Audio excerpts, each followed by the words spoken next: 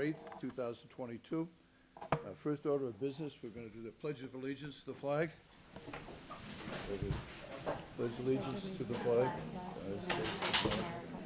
to the republic, for which it stands, one nation, under God, indivisible, with liberty and justice for all. Thank you. First of all, I'd like the recognition of the Westwood Media Center, which is live streaming the meeting tonight and also recording it for later viewing on its platforms. And I want to thank Cornell Lynch and Melinda Garfield for all the work they do to make the meetings in Westwood meetings available to the public. First item of business is the superintendent's report. Emily? Great, thank you. So I just have three brief items tonight.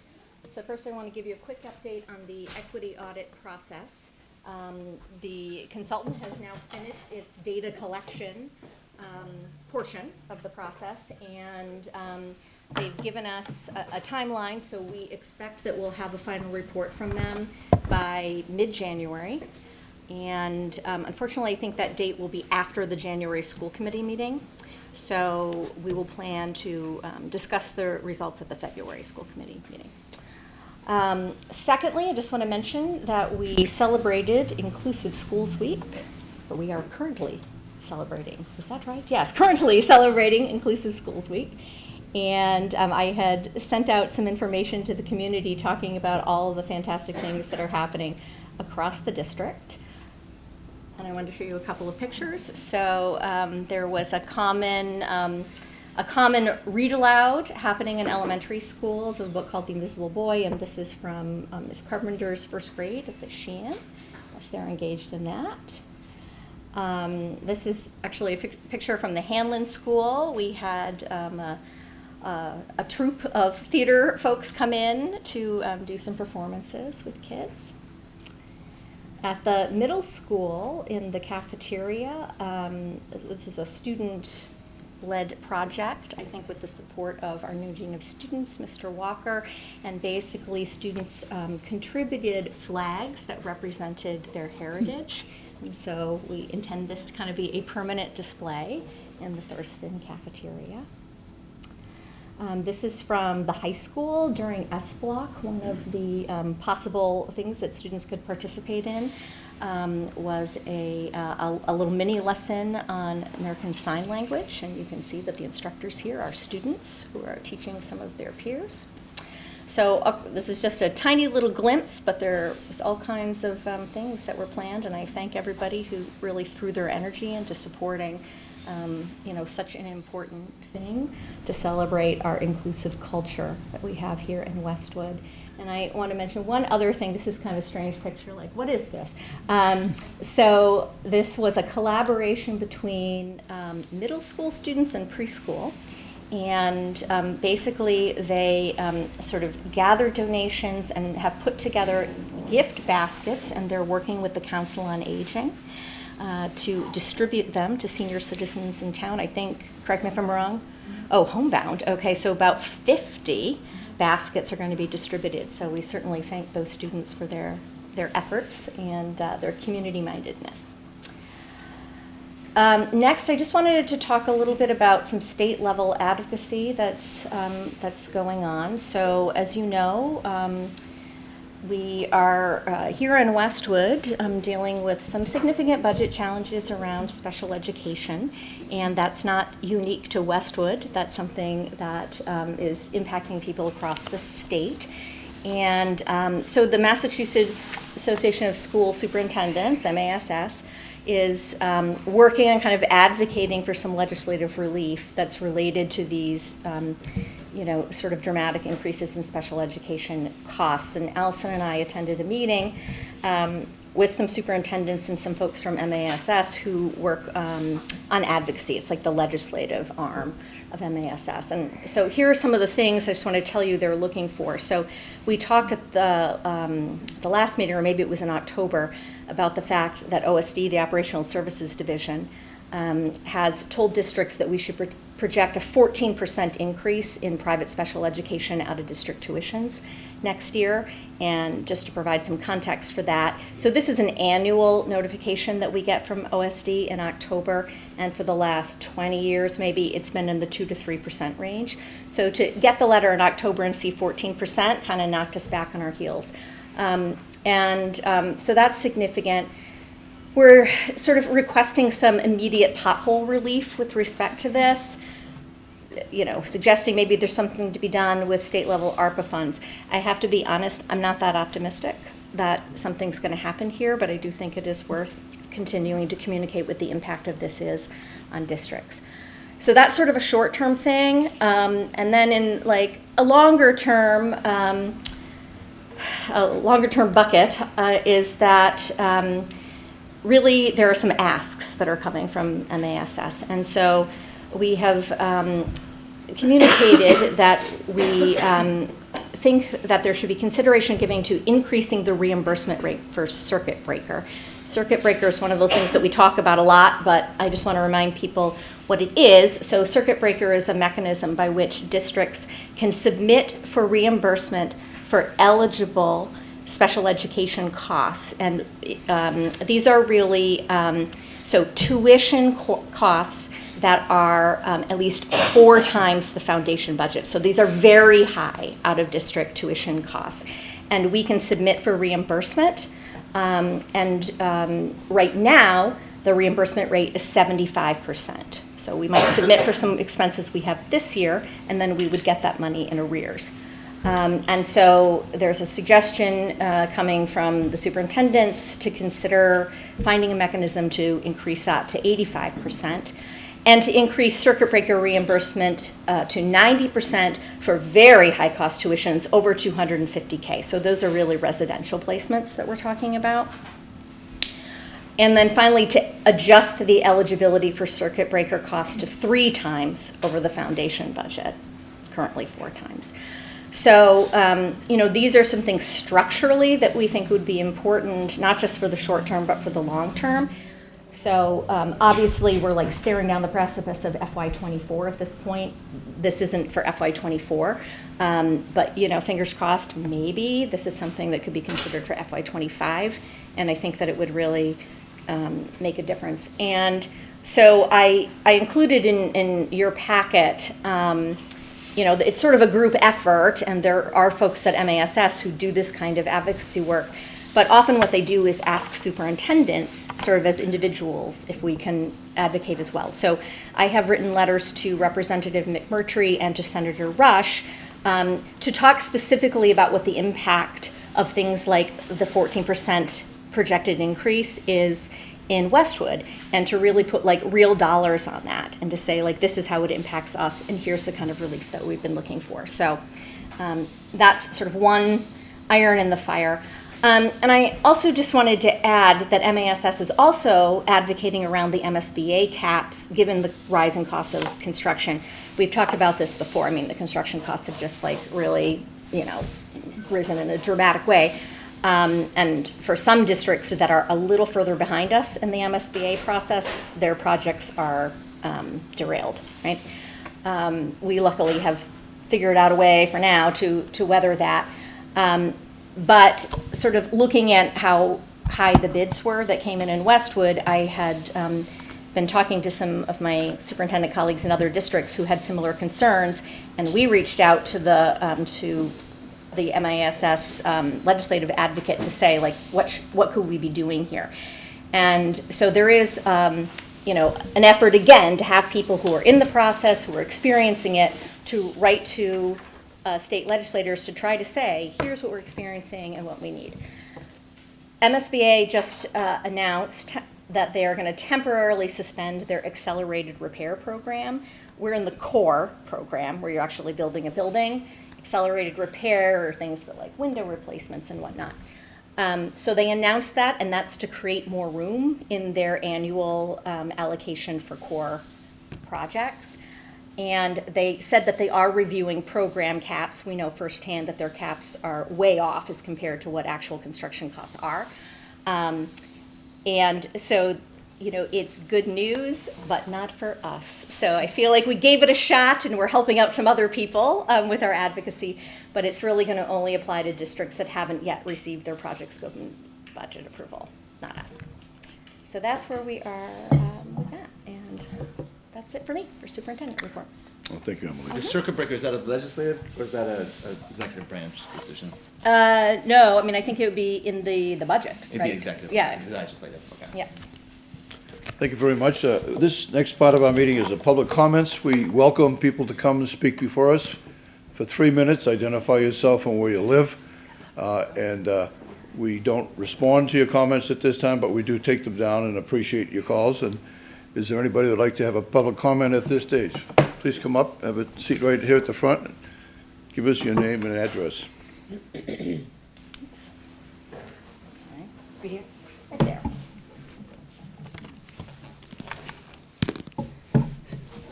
Okay, Eileen Siegel, 257 Alder Road. I'm speaking tonight to offer words of support and what I hope is empowerment to the school committee, specifically Tony and Maya and Emily. I'm very concerned that the teachers in Westwood are working without a contract. In the last 16 months, I've been paying attention to and attending school committee meetings. Some of those meetings left me shocked at the narrow-mindedness of some residents and the way they spoke and the way they directed their expectations to the school committee. I felt very protective of you, and I felt very protective of our teachers. Superintendent Parks, I used my voice to advocate for teachers at office hours, and at both those office hours, you also spoke on behalf of these educators. I know you care about these teachers. I saw the email you sent at the beginning of the school year to parents in regards to channels of communication. Thank you for being clear with your expectations to parents. Last year, one of the things I heard parents complaining about was the drop in MCAS scores. And these parents blame the drop in scores on the district having an inclusive agenda that is embracing diversity. I really hope those parents were listening at the school committee meeting when the 2022 MCAS scores were presented. Chairman Donahue, you asked a great question when you asked what methodology or system was implemented to achieve such results. And the central office administrator, I'm sorry I forgot your name, replied that it's the teachers. And let me say it again, it's the teachers. There's no way that these amazing results happen because teachers exclusively work their contracted hours, not for results like these. You have to collect data, analyze data, and plan again. It's a lot of time added to lesson planning and embedding target skills into existing curriculum. But the Westwood teachers did it, and look at the results they helped our children achieve. I have a unique perspective as a future Martha Jones mother who happens to be a public school educator in a neighboring town. I am concerned because I'm watching in my district and other districts that I've worked in before, dedicated and talented educators are walking away from the profession because they do not feel they are being recognized for their worth. I am exhausted myself, and the loss of my talented colleagues weighs heavily on us that are left. This is happening across all districts, and I know Westwood is feeling this because the same school committee meeting where MCAS scores were shared, it is also shared that the town of Westwood is still hiring staff. That was in October. You might be fully staffed now. I'm asking that you shift your lens and give more. We need to keep the teachers we have. These people are not easily replaceable. If they need more prep time, give them more prep time. If they have done a great deal of professional development, give them the time to plan lessons and embed it in their teaching. Give them the time to collaborate with each other. If they want more money, give them more money. I believe the inflation rate went up 8% last year.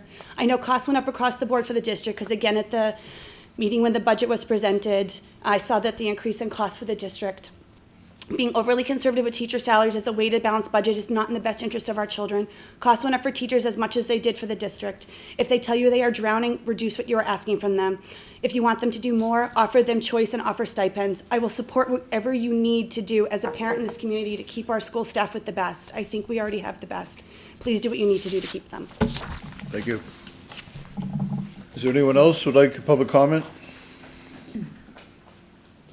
I see nobody else. What we are going to announce too, we'll get more information out. We do have office hours. 2 school committee members will sit there. People are welcome to come in and we have an interaction. We talk back and forth. We give answers to questions. We do the best we can.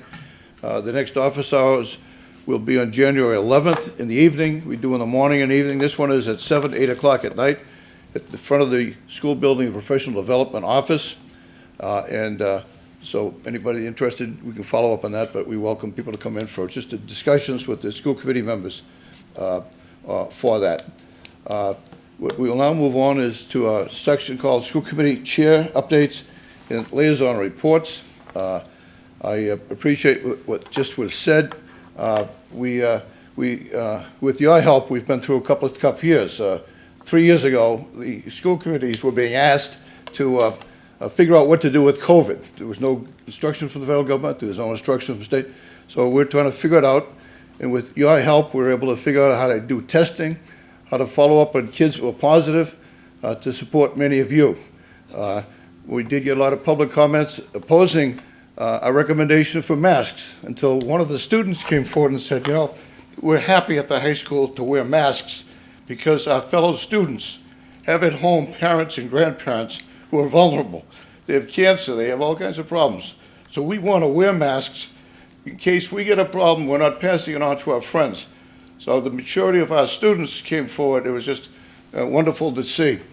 We've also seen what was just mentioned, national ranking of recovering from COVID. In the last analysis done of all of the states in the United States, they looked at fourth grade and eighth grade math, and of the 50 states, the state that came out the best, keeping up the scores very high in math, in the fourth grade, Massachusetts was second in the country. In the eighth grade, we're number one. At one of our last meetings, Allison Borchers, who has done a detailed analysis of Massachusetts, 350 towns and cities, and Westwood ranked in the top 5 in the best statistics on the MCAS, not having lost ground. And the question that was asked, why did that happen? Where did this, what was the magic that allowed Westwood to do so well? And the answer was, it was you, the teachers, who are here tonight. So we do appreciate you. Probably not enough, we don't express it enough, but we do, and the parents of this town also appreciate it.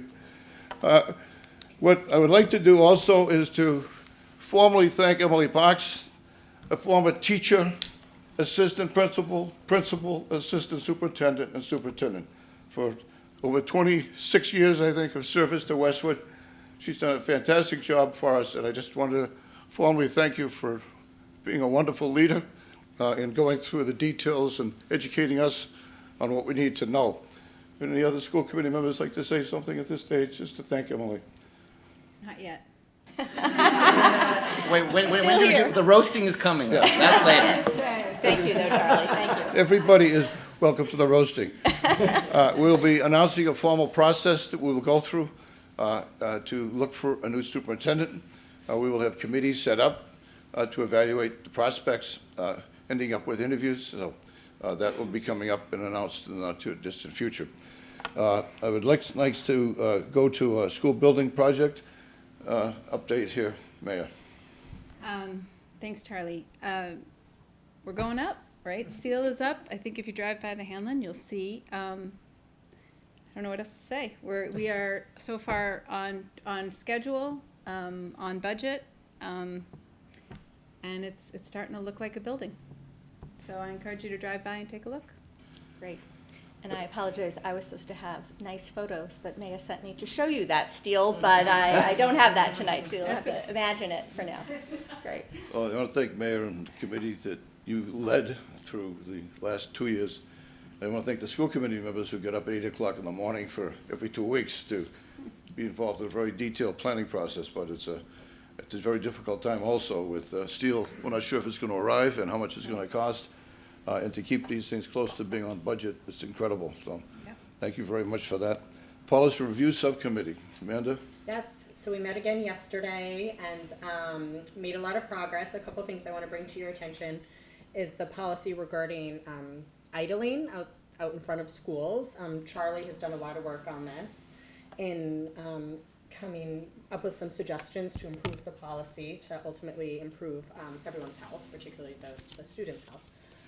So more to come on that, but for the time being, we decided we're going to move forward with a educational campaign, and Harley was nice enough to put together a flyer to distribute amongst the community, just alerting people to the dangers of idling and how it can impact students' health. So that's one thing that will be coming up. And then the other thing I want to alert the committee to is the policy regarding private payment for tutoring, we realized we have to make some changes to that. Essentially, what's going on now is that students can be tutored in schools and pay teachers privately for that, and that's actually, it conflicts with the state ethics law. So we need to change the policy so that it's not, private pay tutoring is not happening on school property.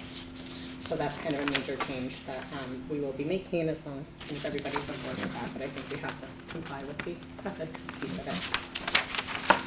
Thank you. That is it. I'm going to just pass around to the school committee meeting some of the things we shared at our policy on the motor vehicle idling issue. It's a very serious public health problem causing asthma in kids. The EPA says a car should not be idling, waiting to pick up kids more than 10 seconds. It should shut off. So we're going to start a campaign, education of parents, educate the family members with signs. It's very, very dangerous to have the toxic pollutants coming out of an exhaust waiting in line. So that's something we're going to be making a change in with the help, and I want to thank the leadership of Amanda on that committee that's reviewing 1,000 pages of policy. The extended daycare working group. Thanks, Charlie. So in, I think it was the September meeting, I proposed putting together a working group to take a look at the current extended day program. And so over the last few months, a group of us have been meeting to discuss the program and what the current state is. And a couple of weeks ago also did pull together a survey. So tonight we're just going to be going over some of the data and findings that we have. Lemma is going to be presenting. And what we're hoping is just to kind of provide a preview this evening, and then we'll have further kind of recommendations for the school committee next month. I know that we're tight on time tonight, so what we thought we could do is if you could just hold questions until the end, and then we're happy to address them. I also just wanted to take a moment to thank both Lemma and Michael Fagoni for all of their hard work putting together this deck and pulling together the survey data. It's a lot of time that goes well above and beyond their jobs. So thank you. Thank you. All right, we'll dive right in. So a quick glance at our agenda. So we're going to give you a brief overview of the program today, what's going well, what are the challenges today, the budget outlook, and a hint of some proposals to come, some things we've been discussing in the working group. And then we'll take questions. So extended day at a glance. Some people here might be familiar already, but just for others, it is currently 4 sites at all the elementary schools except Deerfield. Students take a bus from Deerfield to Hanlon. It is, the after-school program is 3 hours a day. On short Wednesdays, it's longer at 6. We do have a before-school program, but most of the slides in this presentation are about the after-school program. The capacity is 455 students in the after-school program, with 114 roughly at each site. The number does vary based on the interest and the capacity at each site. And then the wait list is currently 123 students. Programming is provided for 4 days during February and April breaks this year. Enrichment activities are organized on the short Wednesdays, and scholarships are available for families who meet the requirements. Extended day staff, so we've got a director based out of the Hanlon site, an assistant director based out of the Sheehan site, 3 site coordinators, Hanlon, Downey, MJ, 2 senior group leaders. These people also support, but are a little bit shorter days. And then the core staff that are working with our kids directly are 31.6 full-time equivalents working 15 hours as group leaders, 14 high school students working also 15 hours, 14 FTE. So it takes more people than that to pull this off. So many of them only take a couple of days. So this is patched together with many people, but these are the FTEs. And then there's a nurse at the Hanlon site, and new this year, there are no specialized IAs and limited supports when necessary. So some insights about Westwood's program. So an important piece, as Dory alluded, we conducted a survey, and honestly, Michael Fagone did a lot of work here to individually call districts and motivate them to respond to the survey in a short amount of time. So we conducted a survey with other programs in the region and received 25 responses with details about program design, staffing, budgeting, everything. Key insights from that, I'll share a lot of that data today, but key insights are that the capacity size and the size of enrollment per site and the waitlist size in Westwood is larger than most programs in our region. Staffing is in line with other programs, and an on-site nurse, which we have, is less common in other places. Behavioral staff are pretty critical for the other programs, and some have used staff who are specialists in behavioral support, meaning professional staff. So that's that. This is more of the data. So 21 out of 25 of the programs that responded to our survey are run by the district, and ours certainly is run by the school district. In Westwood, there are 114 students per site, as I said. The average is closer to 80. Our capacity is 455. The average is about 313 to 320. The wait list is 123 in Westwood. This one has a bigger range, but it's somewhere between 30 to 65. That's the average, whether you look at median or average. Hourly staff, 65% of our staff are daytime school employees, and that's true of other districts too.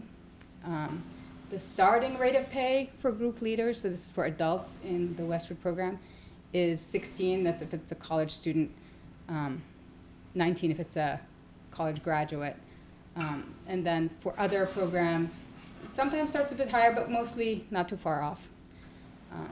The highest rate of pay for group leaders in Westwood is 26, and that's higher than what we've seen in other programs. So that tends to be closer to 22 or 23, so that's where we are. And then the adult staff to student ratio is 14 to 1 in Westwood. This is, again, adult staff, not including high schoolers. This is maybe one person higher than what we've seen outside, but we do have high school students as well supporting. So we're in line with other districts on staffing. Leadership, I just noted, we mentioned we have a director. I looked at whether all programs have assistant director, and 4 out of 6 of the programs who have over 400 students do have an assistant director that's program-wide and less building-focused and like looking at the whole thing. Nursing staff, as I said, 5 out of 25 programs provide an on-site nurse, so it's not very common. And then behavioral staff, that's more common. 14 out of 25 programs have behavioral staff, and 2 of them use professional staff. So that's the landscape. I'm showing you here some data ranked by the number of students per extended day site. So you see that's the middle column. The number per site in Medfield is 117. Westwood is the second highest number. And then if you were to rank them by percent of district, like how many of these programs have a lot of students in their district, we're tied for second place there as well at 16%. So that goes to our size. What's going well? We have high enrollment. We think that reflects user satisfaction, and nearly half of Westwood elementary students are either enrolled or waitlisted. Student access to socialization and peers in their home school is really important. There's access to the program for Boston students that we specifically made sure this was accessible in their schedule and via transportation accommodations. We have added a 4th site, and that enabled us actually to admit more students this year. There's no transportation required except for Deerfield. That certainly would go away with the Hanlon-Deerfield building. And then we rolled out a new technology system this year, so we've gotten good feedback about that. The program continues to be affordable. So these are some of the strengths. We also have a lot of staffing strengths. So first, the leadership of the program is committed and responsive, as I've heard from a lot of positive feedback from the community on that. And then several program and site leaders have worked for Extended Day for 10 to 24 years. So it is something that's a testimony to their commitment. We have hourly group leaders who are familiar to the students and caregivers, which we've heard is important to families. We've moved faster than other programs in adjusting the pay for group leaders, I think. The school committee made a big move on that last year in recalibrating the pay scale and adjusting to the market. We made a little reduction to the number of days of programming that we offer during school vacation weeks, but that has helped us do a better job of staffing up for the vacation weeks. It makes it more appealing to staff who need at least one day off during that time period. And we have capped enrollment on short Wednesdays. That did enable us to prioritize student safety. So, lastly, I'm noting that the full-time on-site nurse position, which was added last year, is also a strength that we've retained in FY23. So, staff pay rates, we commented on this before, but I just wanted to show you this graphically. So this is where we are relative to other programs in terms of staff pay rates. I think this one's ranked by the highest rate. We do have some that are paying more than we are, but 2 of those are privately run programs. So as for challenges, we acknowledge registration opened unusually late this year, and that was very tough for families. It was due to the rollout of a new enrollment system, and families who were waitlisted had little time to make other arrangements, so that was a challenge. The current wait list of 123 students versus 53 last year, that's definitely a challenge. And then we know 18 out of those 33 that are waiting for an extra day are looking in particular for short Wednesdays. So these are realities. We did admit 30 students this month through new openings because some families dropped out. We got new staff, combination of things that happened. And we have a theory that the wait list is partly driven by a need for socialization for kids who may have missed out on that during the pandemic. Back very quickly to program size, because this is part of the challenge. So I'm showing you the same data I showed you before, but I wanted to highlight here that the elementary school, the extended day program is currently already larger than any elementary school in Westwood. It's split over 4 buildings, but the enrollment is quite significant there. So with 455 students. During the school day, in our regular elementary schools, students are most typically in classrooms with cohorts of about 20 kids. At extended day, the model is different. So it's more typically 30 to 40 kids for the 3-hour duration of the afternoon. And the program design being for socialization is intended that way, but post-COVID behavioral challenges have made that trickier than it is during the school day. More on program size. The program currently uses larger spaces, gymnasiums, cafeterias, libraries, art or music rooms, and outside playgrounds and fields. It doesn't usually use classrooms. Spreading out to other spaces like classrooms could change the feel of the program first, but also certainly impacts teacher prep for those schools where the program lives and the custodial cleaning schedule. So we've heard that teachers value the space in their rooms to prepare for the next day. Certainly custodians need a little bit of time to clean. And we thought about what happens after the Hanlon Deerfield opens. If divided into 2 locations after Hanlon Deerfield opens, the extended day program enrollment would be about 230 kids per site, which is twice the size of any program that responded to our survey. So we'd be really testing new ground if we did that. We have the alternative of retaining it with the current model of 4 locations.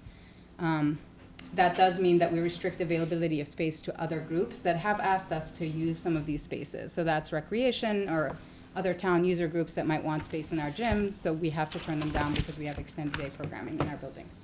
And Lemma, I think we had said the significance of that particular piece is that that offers an alternative for Yes. folks who do not have a space in the program. Yes, exactly. Yeah, so currently, because we don't offer the space to the recreation department, for example, the recreation department cannot offer an alternative Right. option on short Wednesdays, say. Exactly.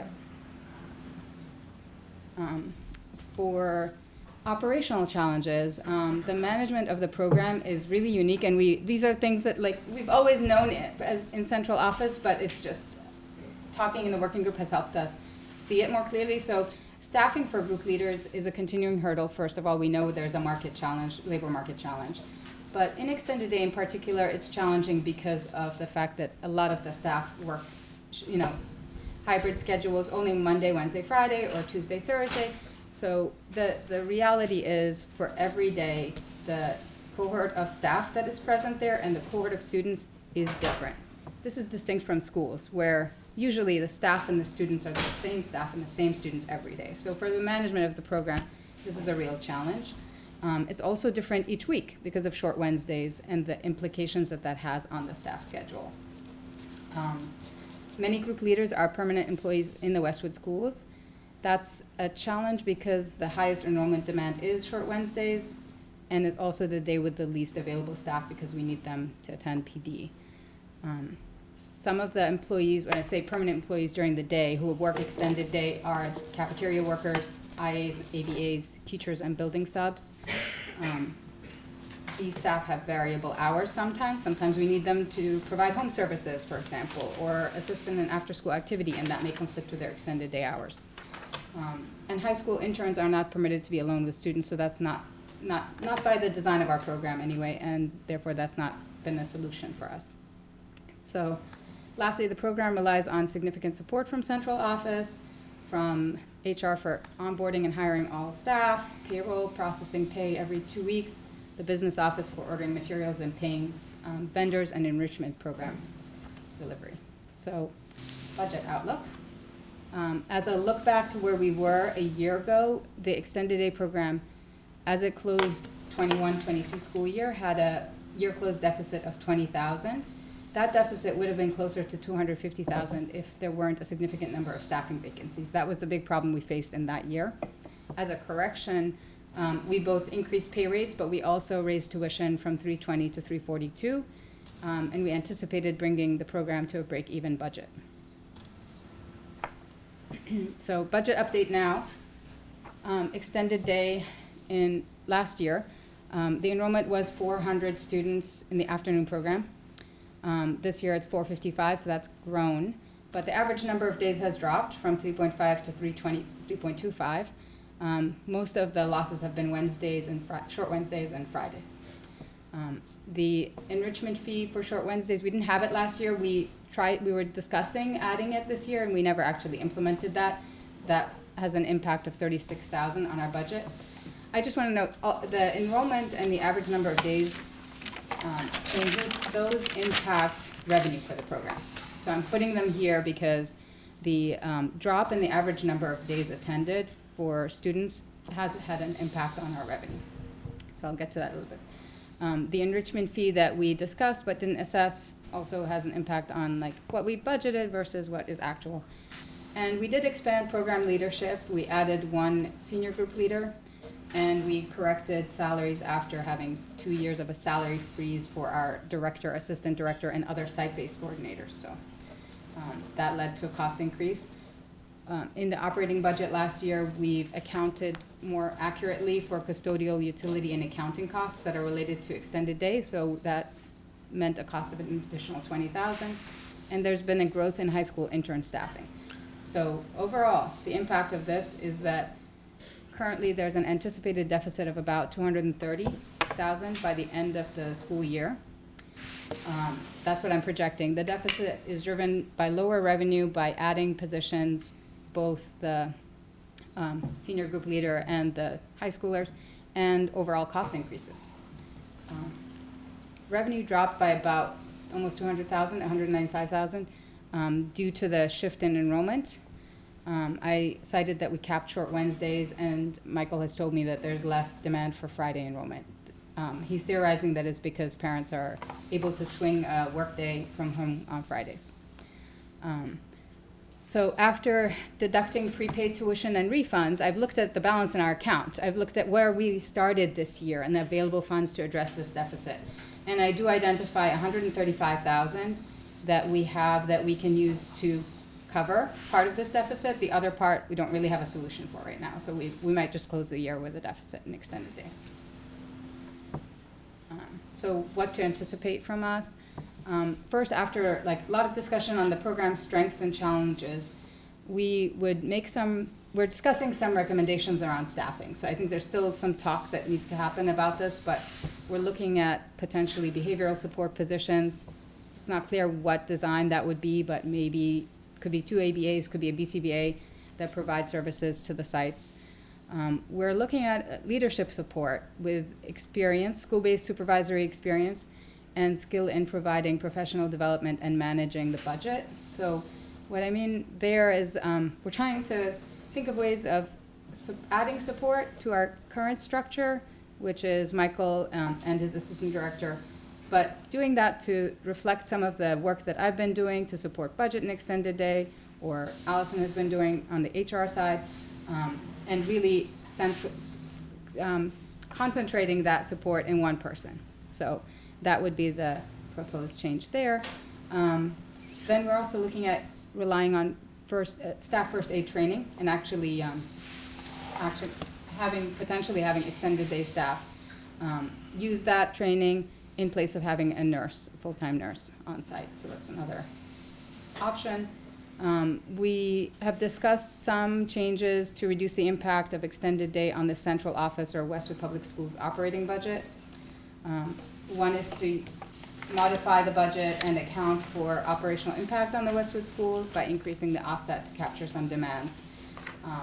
Could be for onboarding, payroll, accounts payable, student services, all of these other services that are provided by the Could I program. interrupt you for 1 second, Lemma? So I just want to clarify, because I think some folks may not understand this. So financially, extended day needs to be self-sustaining, right? So this is not related to our operating budgets. And so it's revenue in, and then it's money out for expenses. And that's why we try to balance it, right?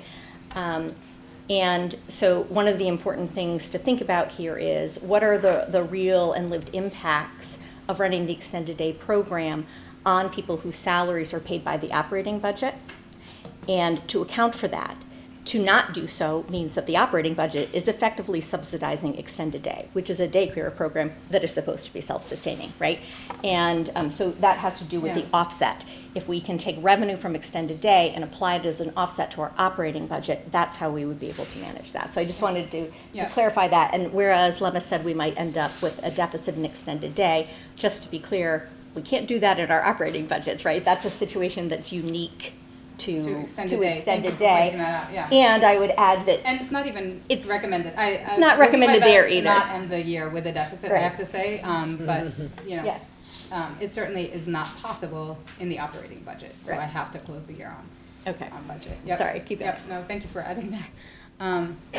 So in terms of other budget revisions, we recommend adding a line item in the budget for equipment expenses. So this is again an example of a place where the district has funded some things that, because we didn't budget for them explicitly in extended day.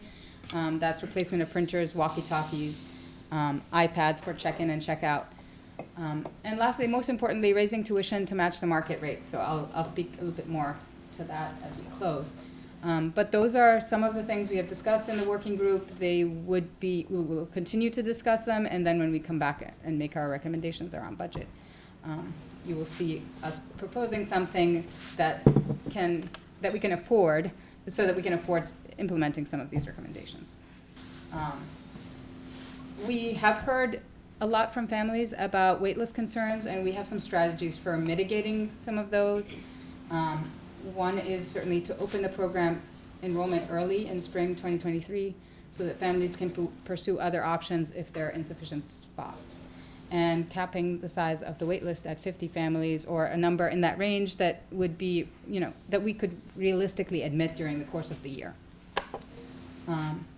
We would like to also evaluate the feasibility of increasing the cap on short Wednesday enrollment in light of space and staffing constraints. So we certainly have to do that safely, but we would look at maintaining the program integrity and safety. We'd think about rich programming, we'd think about field trips, and we would potentially increase the enrichment fee for short Wednesdays. Not only implement it, but increase it. And then evaluate program size. I am interested in getting together with Michael and talking to other districts to see whether there are some best practices that allow for having strong programming in spite of really large enrollment. So we want to talk to other districts that are big like us, especially those that have a lot of students at one site. And that might be a good next step. Going to tuition, I alluded to the fact that the average in the market is closer to $470, and this is where Westwood is currently with tuition. We're at $342, and you can see in this chart that a good number of the programs have recently increased their tuition. Norwood is noteworthy because they're our neighbor, and they were right next to us in one of my previous presentations to the school committee, and they've jumped right up to being one of the top programs in terms of what they're charging. So that was a big change. They also had for a them. start time change, right? That the elementary starts a lot earlier.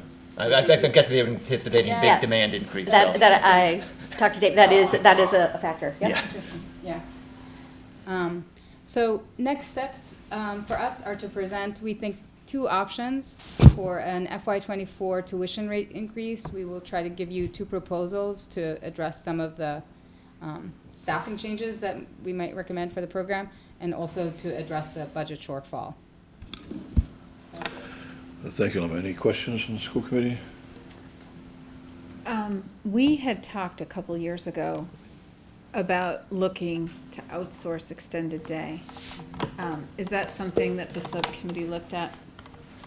I think we looked at it in the sense that we conducted the survey to see what other districts were doing, and really found that overwhelmingly, the majority of the 21 out of 25 who responded are Running them in-house? running them in-house.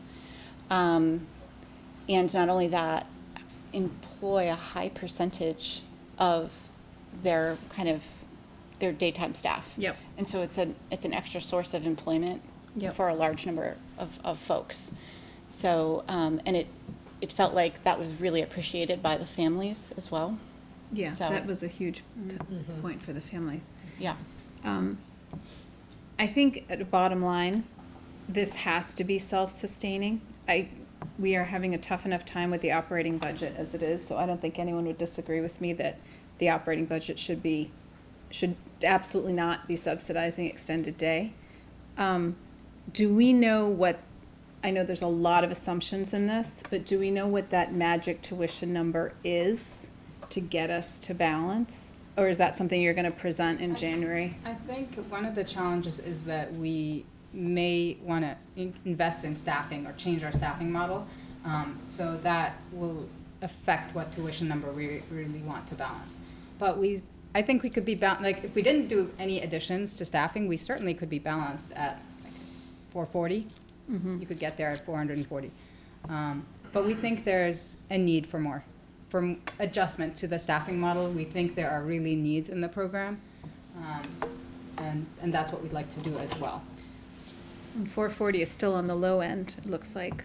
Yeah, and I mean, that may speak to the fact that there are more supports that other programs are providing that we're just not providing. And so we feel the strain in central office and like keeping this program afloat because we're not providing the sufficient supports in terms of district, Right. leadership, as well as sometimes the mechanical pieces, right? Payroll management and this sort of thing. Right. I'm sorry, did you No, have no, something else? I'm done. Thanks. Do you guys have a sense why our utilization rate is higher? Is it just because our rates are lower, so people who are looking for I primarily? think it's a bargain, Amanda, that's what I think, So- yeah. So along those lines, like, does Michael have a sense of the number of students who are attending or going like for socialization because it's a bargain, or because there's a true childcare need? Like, is there any surveying done? Or? Yeah, I don't think that he has I don't think anybody has like a true number on that. But I mean, one of the things that we had 2 theories when we were talking about why is the wait list like more than double now what it was last year, right? And we did think part of it was the loss of socialization during COVID. Perhaps, caregiver schedules have changed. Maybe more folks are going into the office now than they were, before. And I'm talking about younger students who may not have used the program earlier on. But then, it's inexpensive. And there aren't any other options that are available kind of immediately in town because the schools are all being used. So it's a kind of a confluence of a couple of So by increasing the rates, things. then the people who are using it primarily for socialization may not saying that isn't important, but Yeah. maybe there would be other avenues Well, to or that we would, achieve that. or we could hire staff on site who could more, could accommodate kind of some of the behavioral issues that we're seeing, could provide, would have more time to put in some of this enrichment program that we're thinking about, that just right now, there's not the bandwidth to do any of that, because it's in such high I demand. think it is an important point, though, Amanda. I mean, there may be some point at which if you raise the rates, right, you start to lose Right. people. And so there is some pivot point where, like, to have the amount of revenue generated by the tuition cover the cost of the program, you know, right, you have to sort of think both about rate and the numbers and how those might interact. But I do think that our current rates are so far below market. Right. You know, I can't imagine that many people would jump ship because, you know, it's really important for folks to have access to extended day, so.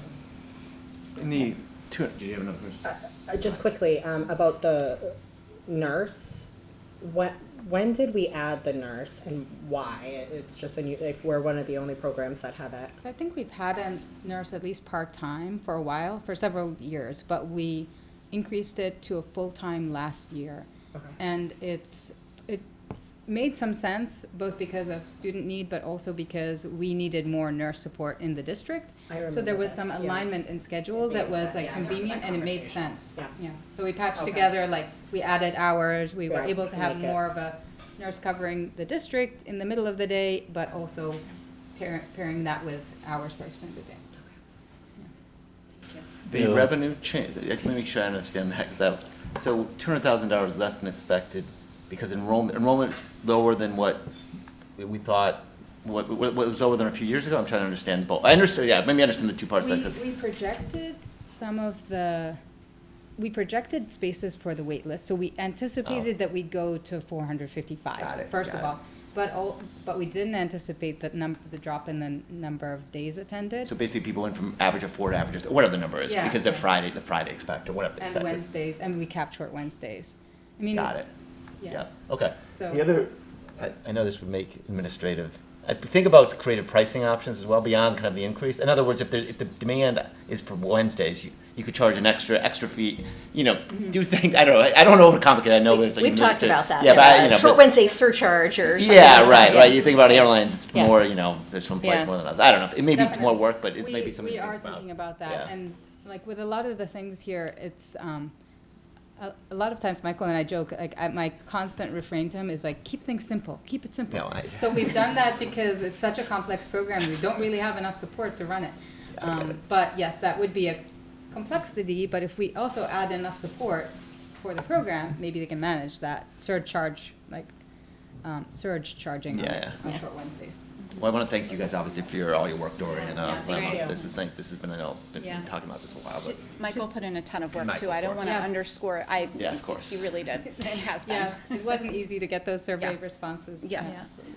Thank you, To the Lama. extent you're looking for any direction, at least for me, I would say you should put the program in place that you think works best, and then look at the numbers from there, right? So, and then see what the tuition should be from there, because I do think getting the program right, with the right support, both for the kids and for the staff, is really important. And then we can, you know, sort of see how the numbers play out that way. That would be my recommendation. Helpful. Any other questions? Dory, thank you. Lama, thanks very much. Great. and Yeah, Thank you, Lemma. Appreciate it. Moving on here, next is the update on collective bargaining. Oh, yes. So as the school committee knows, the school committee decided to file for mediation with the Labor Relations Board. So as you know, we've been in contract negotiations with the WTA since last February. We did previously reach 2 tentative agreements between our bargaining team and the WTA's bargaining team. Both of those agreements were voted down by the membership. We did come back to the negotiating table in the fall, and you know, given sort of how those things proceeded, we ultimately determined that we think the most sort of productive and effective and frankly respectful way to continue in the process is to get some help from a mediator who can provide sort of a neutral third-party perspective. So we did file, and things are actually moving quite quickly. We have been assigned a mediator, and now we're working with the WTA's team to identify some dates to give to the mediator to schedule our first mediation session. So hopefully that will Very be good. moving forward quickly. Any questions? What's the approximate time frame? Like, what dates, or is there a range? you're looking at? So the requirement is that we have to provide 3 potential dates for the first session, and that those dates have to be within the next 45 days, and we've been working to try to get them sooner than that, Thank you. keep things moving. Any other questions? Okay, thank you very much. We move on to the discussion items here, the development of the '24 budget. Okay. Emily? Yeah, thank you. So there's several things that I want to do tonight, and I feel like I need to say in advance to the committee, this is a longer presentation than I usually give. I tried to get it shorter, but I did not succeed. So we have some things to talk about in terms of budget development, and I put up here the budget development timeline. The budget process goes on all year, of course, but sort of our next milestone that we're trying to achieve is in January, when I need to present my proposed budget to the school committee. And so what I want to do is really have kind of an in-depth conversation about budget tonight. And the reason for that is that we really are facing some very unique challenges in the FY24 budget development process. And so what I need to do is kind of update the school committee on where we are in our analysis of what our situation is in the FY24 budget. And what I hope is the outcome for tonight is that I'll get a directional sense from the school committee about how you want us to approach the development of the budget. We really think that we need to come in higher than we've come in the past, and I need to get a sense of how much higher. And that will sort of influence how we think about coming at what is right now, a situation where we have to make some reductions in some way in order to present a reasonable budget. So I will say that my presentation tonight is designed to provide sort of some context and information about the backdrop of the things that drive the budget development process. I've also gotten feedback from the school committee in the past that we educators like to use a lot of jargon and acronyms, and you've asked me to avoid that. And so some of it is just to make sure we're all using the same vocabulary about some of these things. And then because I think it is likely that the proposed budget that I present in January will be a larger increase than I've ever proposed, I do think we may be getting some questions about that. You will get questions from your constituents, and so I want to make sure that all these factors are really clear to you so that you can talk with the public about it. I will certainly get questions, and so I want to make sure we're kind of on the same page about that. So that is the plan for this evening. So if I sort of talk about like my learning outcomes for this presentation, there are really a couple of things I want to talk about. So in terms of this context, I want to talk about different funding sources and what the backdrop is for this. And there are really 2 major categories. So I want to talk about tax revenue, and specifically thinking about Prop 2.5 and how that impacts towns and schools. I want to talk about how Westwood incorporates new growth into its budget. And then I get a lot of questions, and frankly, I hear a lot of assertions. Oops, I don't know what's going on here. I hear a lot of assertions about University Station that sort of reveal a misunderstanding about some things. And so I want to talk about that, how it impacts our budget today. So that's about taxes. And then the second thing is that many things go into our budget, taxes being by far the biggest variable. But I want to talk about other kinds of revenue that we have. And so I'm calling this restricted variable or one-time funds. So we'll talk a little bit about Chapter 70 state aid, grants, offsets, and revolving funds, things like fees, ESSER funds, that's the federal COVID relief, operating versus capital spending, and specifically in Westwood, the meals and hotels tax.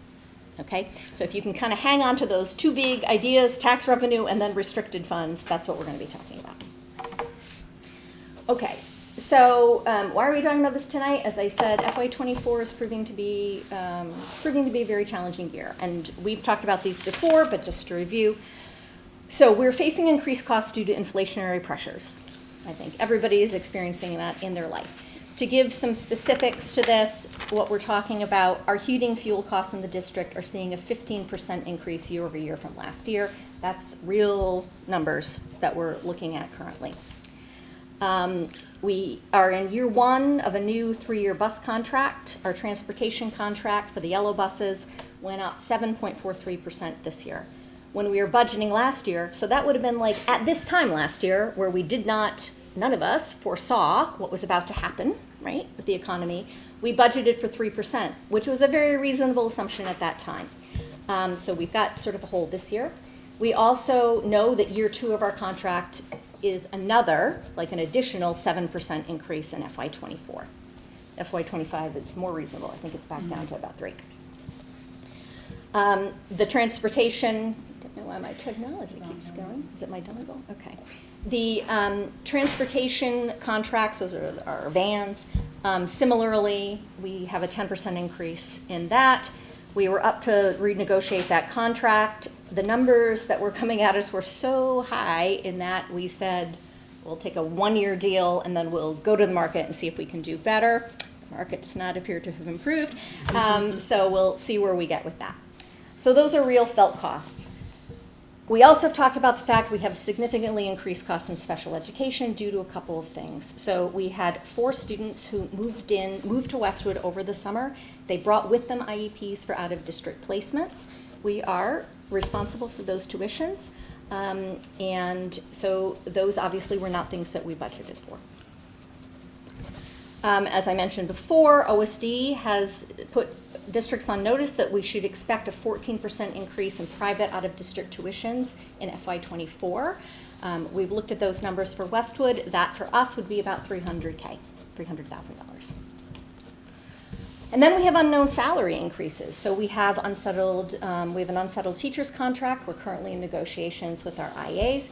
This is really significant in terms of the budget because the operating budget for the school district, 85% of the total budget goes to salaries. So that unknown is a very big driver as we think about developing the budget.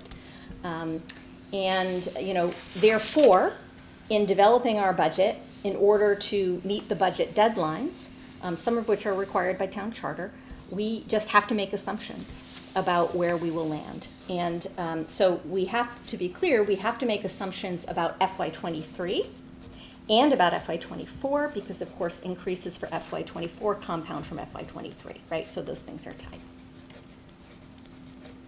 So just to kind of underscore this again, if we look at the where we spend our money, the budget categories, here's how it comes out. So, as I said, about 85%, the big green wedge, goes to salaries, which really makes sense. Schools are people-driven organizations, right? It is about the interaction between adults and kids, and so that is our primary focus here. You can see that about 6.5% goes to non-salary things, instructional supplies and whatnot, 4% to operations, and 4% to special education. And I want to underscore that this distribution is a very typical distribution for a public school district. That's about what you see. So I kind of want to move the lens back now from not just the school operating budget, but look at the town, right? Because our budget is related to some of these things. So most of the expenditures in Westwood, in the town, are for operating budgets and for other fixed costs and benefits. So you can see that here, the blue pie wedge, which is 67% of the FY23 expenditure in the budget, is for operating budgets, right? So things like salaries. The next biggest wedge of the pie there, the yellow, 18%, is for fixed costs and benefits. And so I need to be clear that our operating budget doesn't include shared costs that are to pay for health benefits, for instance, right? For people, the town's contribution to the healthcare premiums.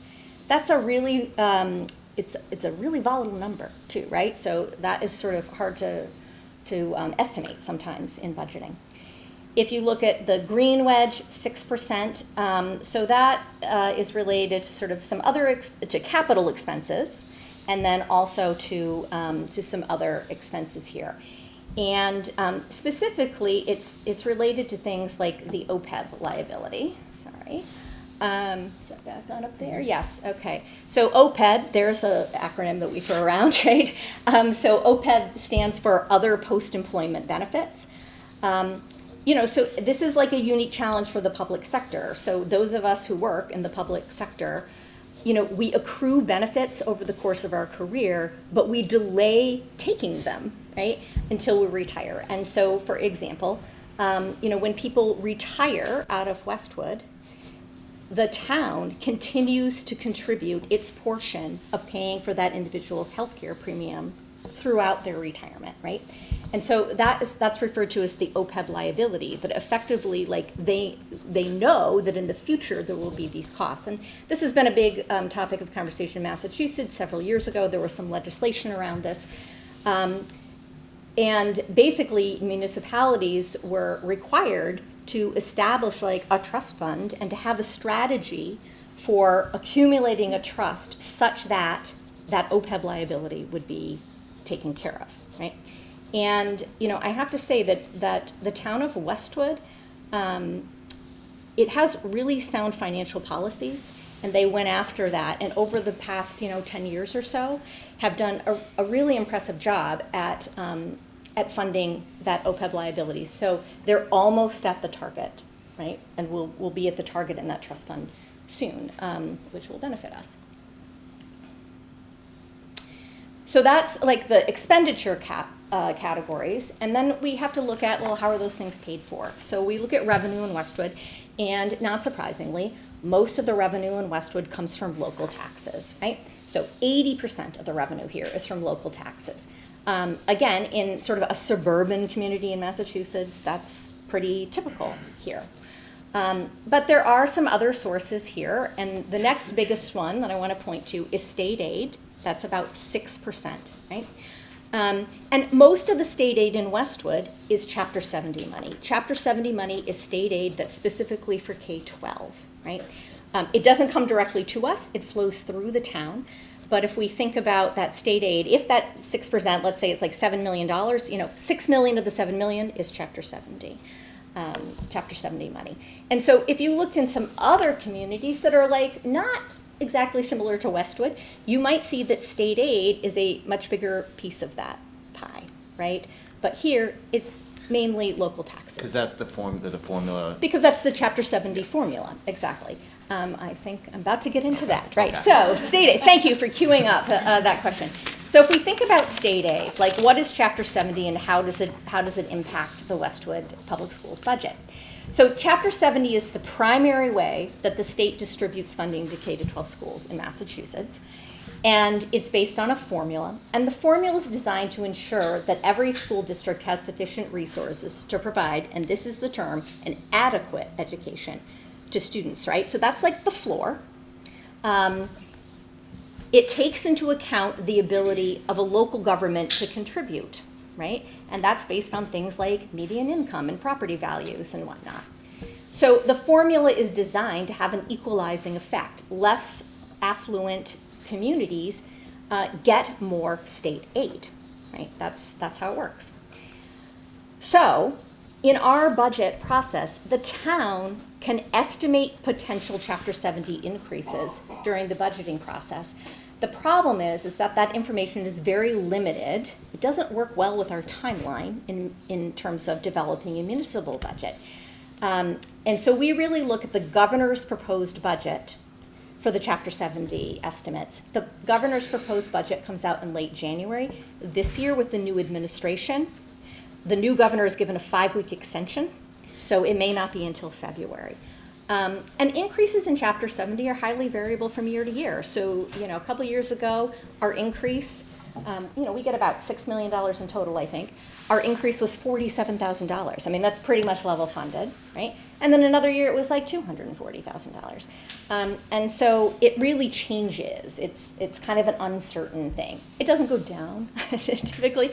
It could though, because the formula is tied to enrollment, right? So that's kind of interesting as well. Okay, so let's sort of take a dive into local property tax revenue, because this is actually really important in terms of we think about what we can do here. So first I want to talk about what Prop 2.5 is, and people are probably familiar with this, but thought it bears repeating, and how it impacts municipal and therefore school budgets by extension. Okay, so in Massachusetts, there are limits on how much a municipality can raise taxes each year.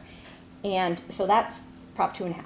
So Prop 2.5 is a calculation of the maximum tax that a community can levy. And that's called the levy limit. Okay? And there are really two things here. So there's an increase limit. So under Prop 2.5, the annual increase of property tax in the whole town cannot exceed 2.5%. It can't be more than a 2.5% increase, asterisk, with the exception for new growth. And we'll talk about that in a second. And that's an aggregate 2.5. That is an aggregate. So that's not an individual's tax bill, right? An individual's tax bill is impacted by other things, assessed value, tax rates, all that, right? But it just means that the town of Westwood can't collect from residents in property taxes more than 2.5% more than they did before. Okay. And then there's also something that's called the ceiling. So the total annual property tax revenue raised by a municipality can't exceed 2.5% of the assessed value of all taxable property contained in it. Okay. For our purposes, the increase limit is the thing that we really need to focus on. Okay. So there is one way to do that, and that's through a Proposition 2.5 override. So an override is a vote by the community to exceed the limits of Prop 2.5. And so there are rules around this. The ballot question has to state a specific dollar amount, and it has to state the purpose for the override. So overrides really only happen because there is a particular need. It's not really because there's like some desire, right, or a wish. It's kind of a big deal to do an override. There are three kinds of overrides. The first kind of override is an operational override, right? And so an operational override is a vote to permanently increase the tax levy. The residents in a community say, we will raise our taxes this year by more than 2.5%, and they specify what that is, knowing that that will forever increase the levy limit in town. I say this to say it is a big deal to do an operational override. Okay, so that's the first kind. And so you do that for significant things that happen, big changes in enrollments or program changes or things like that. The second kind of override is called a debt exclusion, and that's a tax increase for the purpose of raising funds to pay for debt service, to borrow, okay? The tax increase is temporary and lasts only until the debt is paid off. So that's how municipalities pay for major capital investments, like a school building project, right? And so that's what we did last fall. We had a special town meeting for the Hanlon Deerfield project, and we asked people to do an override vote so that the town could issue a bond and pay for this building. You mean a debt exclusion? A debt exclusion vote, yes, sorry. And so that we could pay for this building. So I think this is probably obvious, right? But I mean, to pay for a building, it's sort of like when you buy a house. Most people don't have enough cash on hand to just go out and buy a house. I hear there are some. I'm not one of them. And so instead they've taken up a mortgage, right? And they have to pay for it over time with interest. That's what a debt exclusion is. And so that's how we pay for buildings. So 20 years ago in Westwood, we did a debt exclusion to pay for the current high school, right? The residents of Westwood voted to increase their taxes to pay for the high school, and they've been paying for the high school for 20 years. This is year 20. FY23, we're like paying it off, and like, you know, I don't know if you get the title or what, but you know, so we have that building at this point. And that was sort of good news when we went out for the debt exclusion for Hanlon Deerfield, because we were able to tell residents the debt's falling off, you're paying off one building, time to start paying for another building.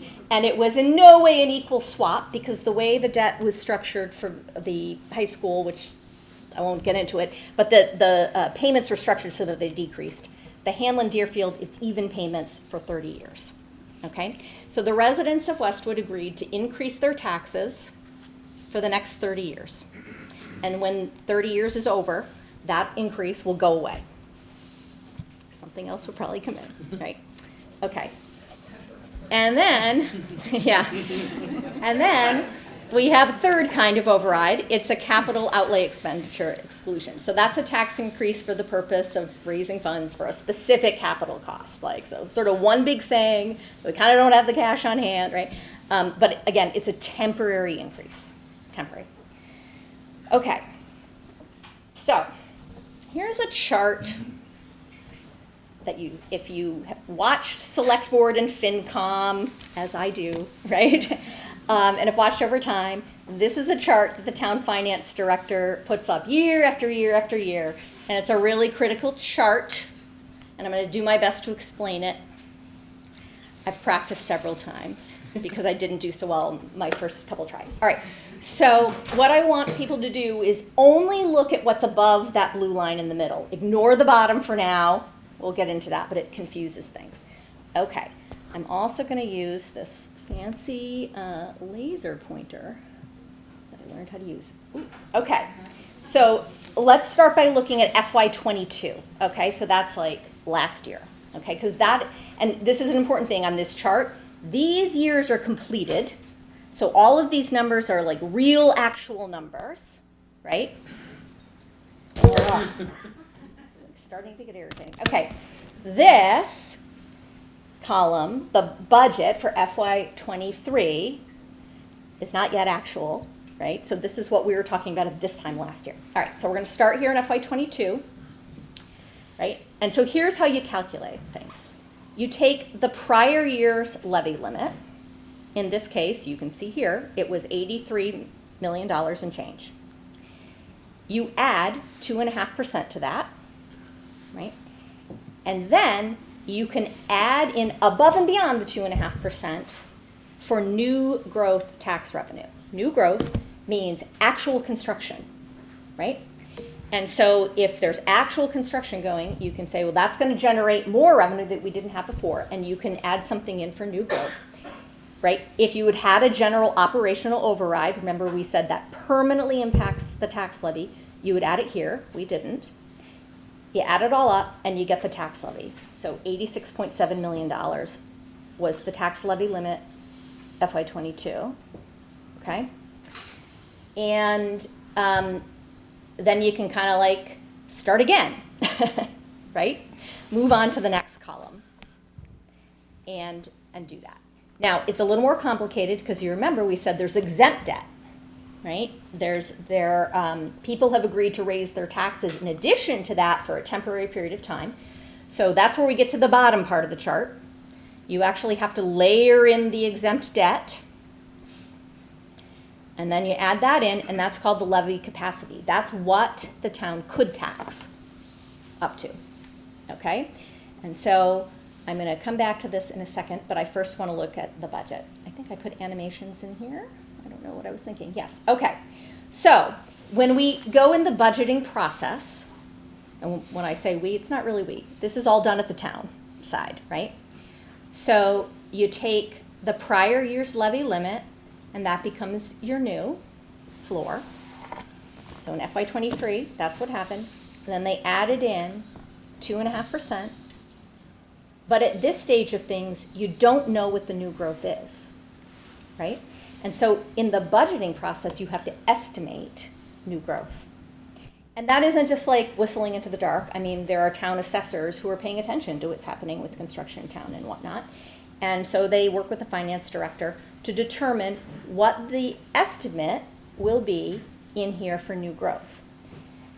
The town of Westwood takes a, I think, very prudent and conservative financial approach here, and this is part of their policies, right? They want to have stable budgets that allow for sort of steady growth and increase, and aren't sort of like, going up and down all over the place, because that kind of instability is really difficult to manage. And so when they do this new growth estimate during the budget process, they estimate conservatively for this, right? And I think you can imagine why, because if you go too high on this estimate and you're wrong, you have a big problem, right? The actual new growth number is not certified until the following November, right? So the new growth number for FY23 was just certified by the state a couple weeks ago in November. By the time you get that number, you're almost halfway through your fiscal year. So if you overestimated, you would then have to deal with that in some way, right? That could be to like make reductions mid-year, which clearly would be grim, or to use some kind of stabilization fund to plug the hole for this fiscal year. But then you've got a problem going forward because you've created a hole, and now you have to figure out a way to make up that money going forward. So here's what happened in FY23. Here's the prior year's levy limit plus 2.5. They estimated the growth at $550,000. That gives us the new, the tax levy limit. Layer on the exempt debt, and so the number was, what could the town tax? $90.4 million, $90,495,848. And so the budgets that went to town meeting, and what actually happened is that they decided to tax $90,335,810. So they left $160,000 of unused tax levy on there. And you know, in the scope of 90 million, $160,000 is shaving it pretty close, right? Okay. So that's sort of the budget. I want to point out a couple of things because this is, I think, something that people really misunderstand at times. This money that says unused tax levy, and I'll talk more about that in a second, these are not actual dollars that exist anywhere, right? That's unused levy. Those are taxes that were not raised. It's like potentially money that could be generated going forward, but it's not like this money exists in an account somewhere, right? That's still out in the pockets of residents because it wasn't levied. Okay. So what you're probably noticing here is that this unused tax levy for FY23, that number looks a lot lower than these numbers, and that these numbers vary from year to year, right? Like there's no sort of linear thing, or I don't even know if it'd be linear like this, right? If it were the same, constant. And so why is that? Well, that is because of the way that the new growth is budgeted for, and specifically when the new growth is incorporated, okay? So I'm gonna move forward. So now what we've done is we've added another year, okay? So now FY23, I told you the new growth revenue was certified in November. So now we actually know what it is. And you can see what has happened on this chart. So now this number, which was $550,000 in the estimate, has changed because the new growth came in. And so that's the actual number now. And you can see that that new growth has in fact been incorporated into the tax levy limit, right? It's not left on the table. We take it now, and then it becomes the basis for the FY24 budget, right? But in the budgeting process, we don't take it on the chart until it's real, right? And so it's a matter of timing. When do you take it? Because if you take it too soon, when it's not real yet, and you're wrong, that would just be a rookie mistake, right? You would have a budget problem that you could have avoided at that point. Well, you do take it. you You just take it. take a very low number. Oh, yeah, you take a low number, exactly. Right. You take a very conservative number, Right. exactly. So, so if we look here, this is what's happened in FY23. The tax levy limit now, we know, is 90 million. We layer in the exempt debt. Here's the levy capacity, 90,495,000. We said we actually taxed this, and so the excess levy, taxes that weren't raised, is $795,000. And that's actually really interesting to me. I mean, frankly, it's not great news. When, in the sense that when I look at this, you know, if you'd used the prior year to estimate and said, oh, let's go for like $1 million, you would have been off, right? I mean, there isn't necessarily a relationship here, and that's because like new growth and construction varies from year to year. So where we are in the FY24 budget process, and again, I say we, it's the town. I watched the finance director's presentation at Select Board on Monday. The new growth has been certified. It's been incorporated into the tax levy limit. It's the new basis for FY24. Add 2.5. Estimated new growth is $550,000. That it is a coincidence that that's the same. It's, you know, not always the same. general override that brings the levy limit to 92.8. This is an interesting thing. The exempt debt you can see here is dramatically higher for FY24 than it was in the prior years. And It's fine. It's it's good. fine. Yeah, thanks. Here. And yeah, like the security person in me was like, who is that? What's going on? So the exempt debt is quite a bit higher here because we've issued the bond for Hanlon Because it's the Deerfield. new school. Yeah, yeah. So taxes are going up right there, right? And so when you put in the exempt debt, the levy capacity is 97.1, and so oops, this is really annoying. And so, of course, at this stage in the budget process, we don't know these things yet because we're still developing the budget, right? So we don't know what it is that's going to happen. Okay, so why is this important? I mean, in Westwood, what this does is it kind of tells us year over year what the town can afford in terms of an increase, right? And you know, when most of your revenue is coming from property taxes, that it doesn't change much from year to year, right? The budget picture. And so, you know, you've kind of got this 2.5, and then you've got the new growth, which is like about another %, typically. And the estimate is more like 0.6%. Yeah. Right, so, yeah. And so we kind of know in Westwood, you know, the folks on the town would say, like, we can kind of come in at 3. As you know, I have always interpreted 3 to be 3-ish. I think that if I'm at 3.5, that's 3, right? So we kind of work within, like, the reality of that. And so, I don't know why I was circling these. I guess I was going to animate, as I explained. Here we go. So if we look at the past budget increases, this is just operating. If we look at our operating budget increases over time, you can see that that's pretty much, you know, where we have come in over time. Now, when you look at the chart, though, there are a couple of years that really leap out, right? FY16 and FY17, we got these really big increases. That's because there was really significant new growth in FY16 and FY17 because that's when the businesses at University Station was coming on. So like when Wegmans arrived, right? And so that kind of economic growth for a town like Westwood is like huge compared to what is typical. So that brings me to this, right? The impact of significant new growth, University Station. So what about it? Does it provide significant revenue? Yes, is the answer to that, right? The commercial tax revenue that's generated from the businesses at University Station provides a lot of revenue to the town and by extension to us. We're living on it, to be clear. The additional annual tax revenue from University Station to the town is about $6.6 million, right? So that was like additional tax revenue as a result of that project. And so every year, it's like 6.6 million more, right? Year after year after year, you get that annually. I want to clarify that if you think of it as a net increase, it's really only about 3 million because there is this additional tax revenue. But University Station, commercial development of that scope in a town the size of Westwood came with a lot of additional expenses, right? Fire, police.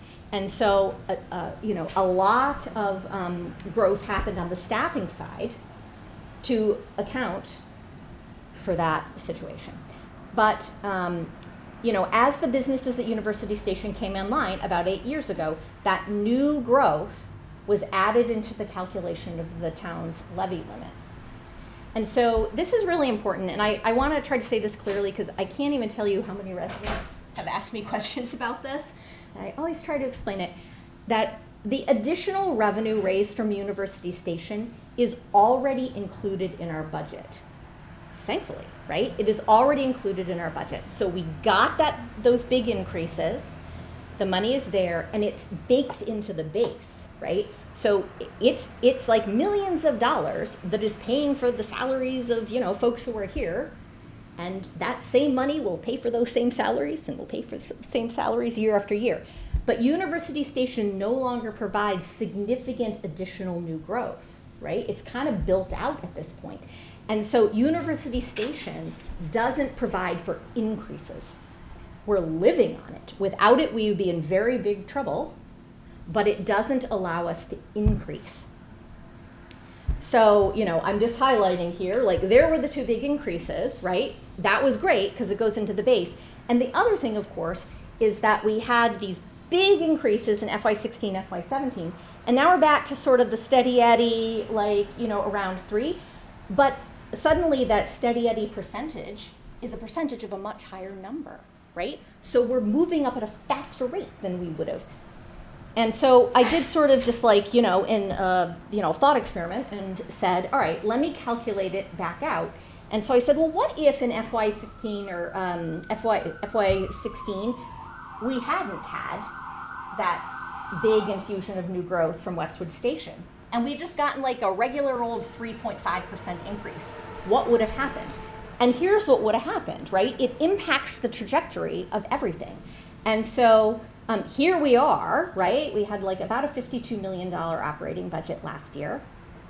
If those increases hadn't happened and we had just sort of stuck with typical, then we'd be here. We'd be like about $4 million less in our operating budget. And $4 million, I mean, that's like conservatively 40 positions, right?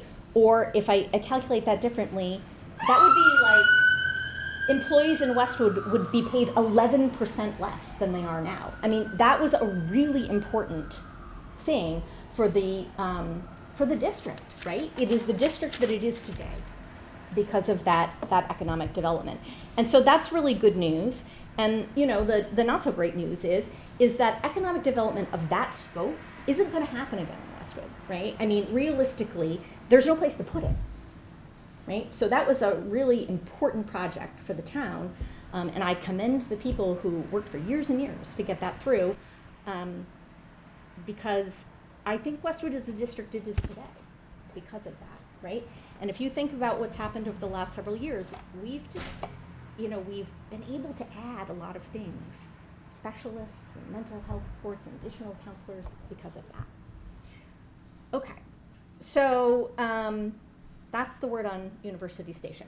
I'm going to pause here for a second. That was my tax revenue bucket, and I'm going to move into the next bucket. But I want to do the check. We'd say a comprehension check in teaching to see where we are. Is everybody good? Any questions? Okay. Now I'll keep going. All right. So restricted, variable, or one-time revenue. So what about grants, offsets, revolving funds, and reserve accounts? So our operating budget in the schools is built on multiple funding sources, right? Now I'm freezing. Great, thank you. All right, somebody's taking charge. Yeah. Thanks, Tony. So these are external funds that are restricted for specific purposes, and they're often really variable. By what I mean by that is, like, they're hard to predict from year to year, and they change a lot, and they're just sort of they're more puzzling to deal with than tax revenue, which is a pretty clear picture.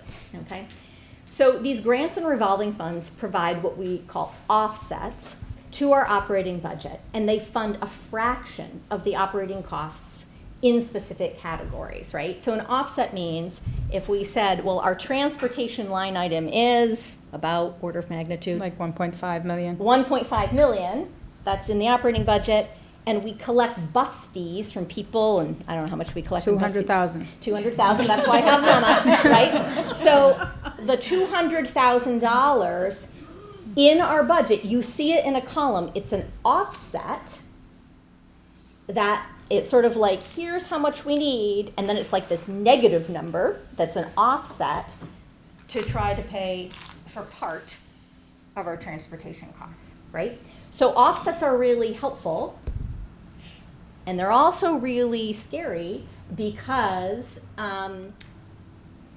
if you're not careful, you end up with like a structural deficit. If the funding source goes away, you have a hole that you have to fill in, right?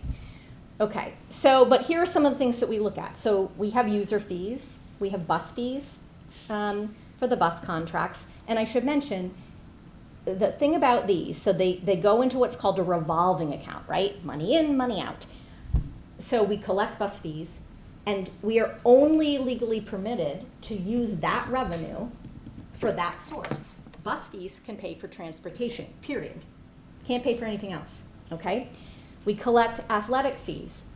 Again, fraction of our athletic program can only be used for athletics.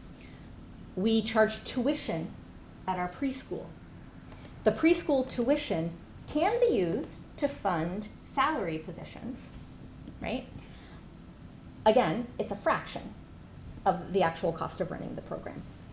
Okay, then we have other grants. So IDA, Individual with Disabilities Education Act. So that is a federal grant that we're able to use for special education costs, right? How much do we get from IDA? It's about 800,000. 800,000, right? I'm trying to give you like order of magnitude scope here, okay? Less than 10%, okay? Circuit breaker, which we just talked about, that's like we get things reimbursed to us. And so we can we have to like outlay the cash in a given fiscal year, but then we get a reimbursement paid in arrears. And we can apply that as an offset to that fiscal year's special education budget.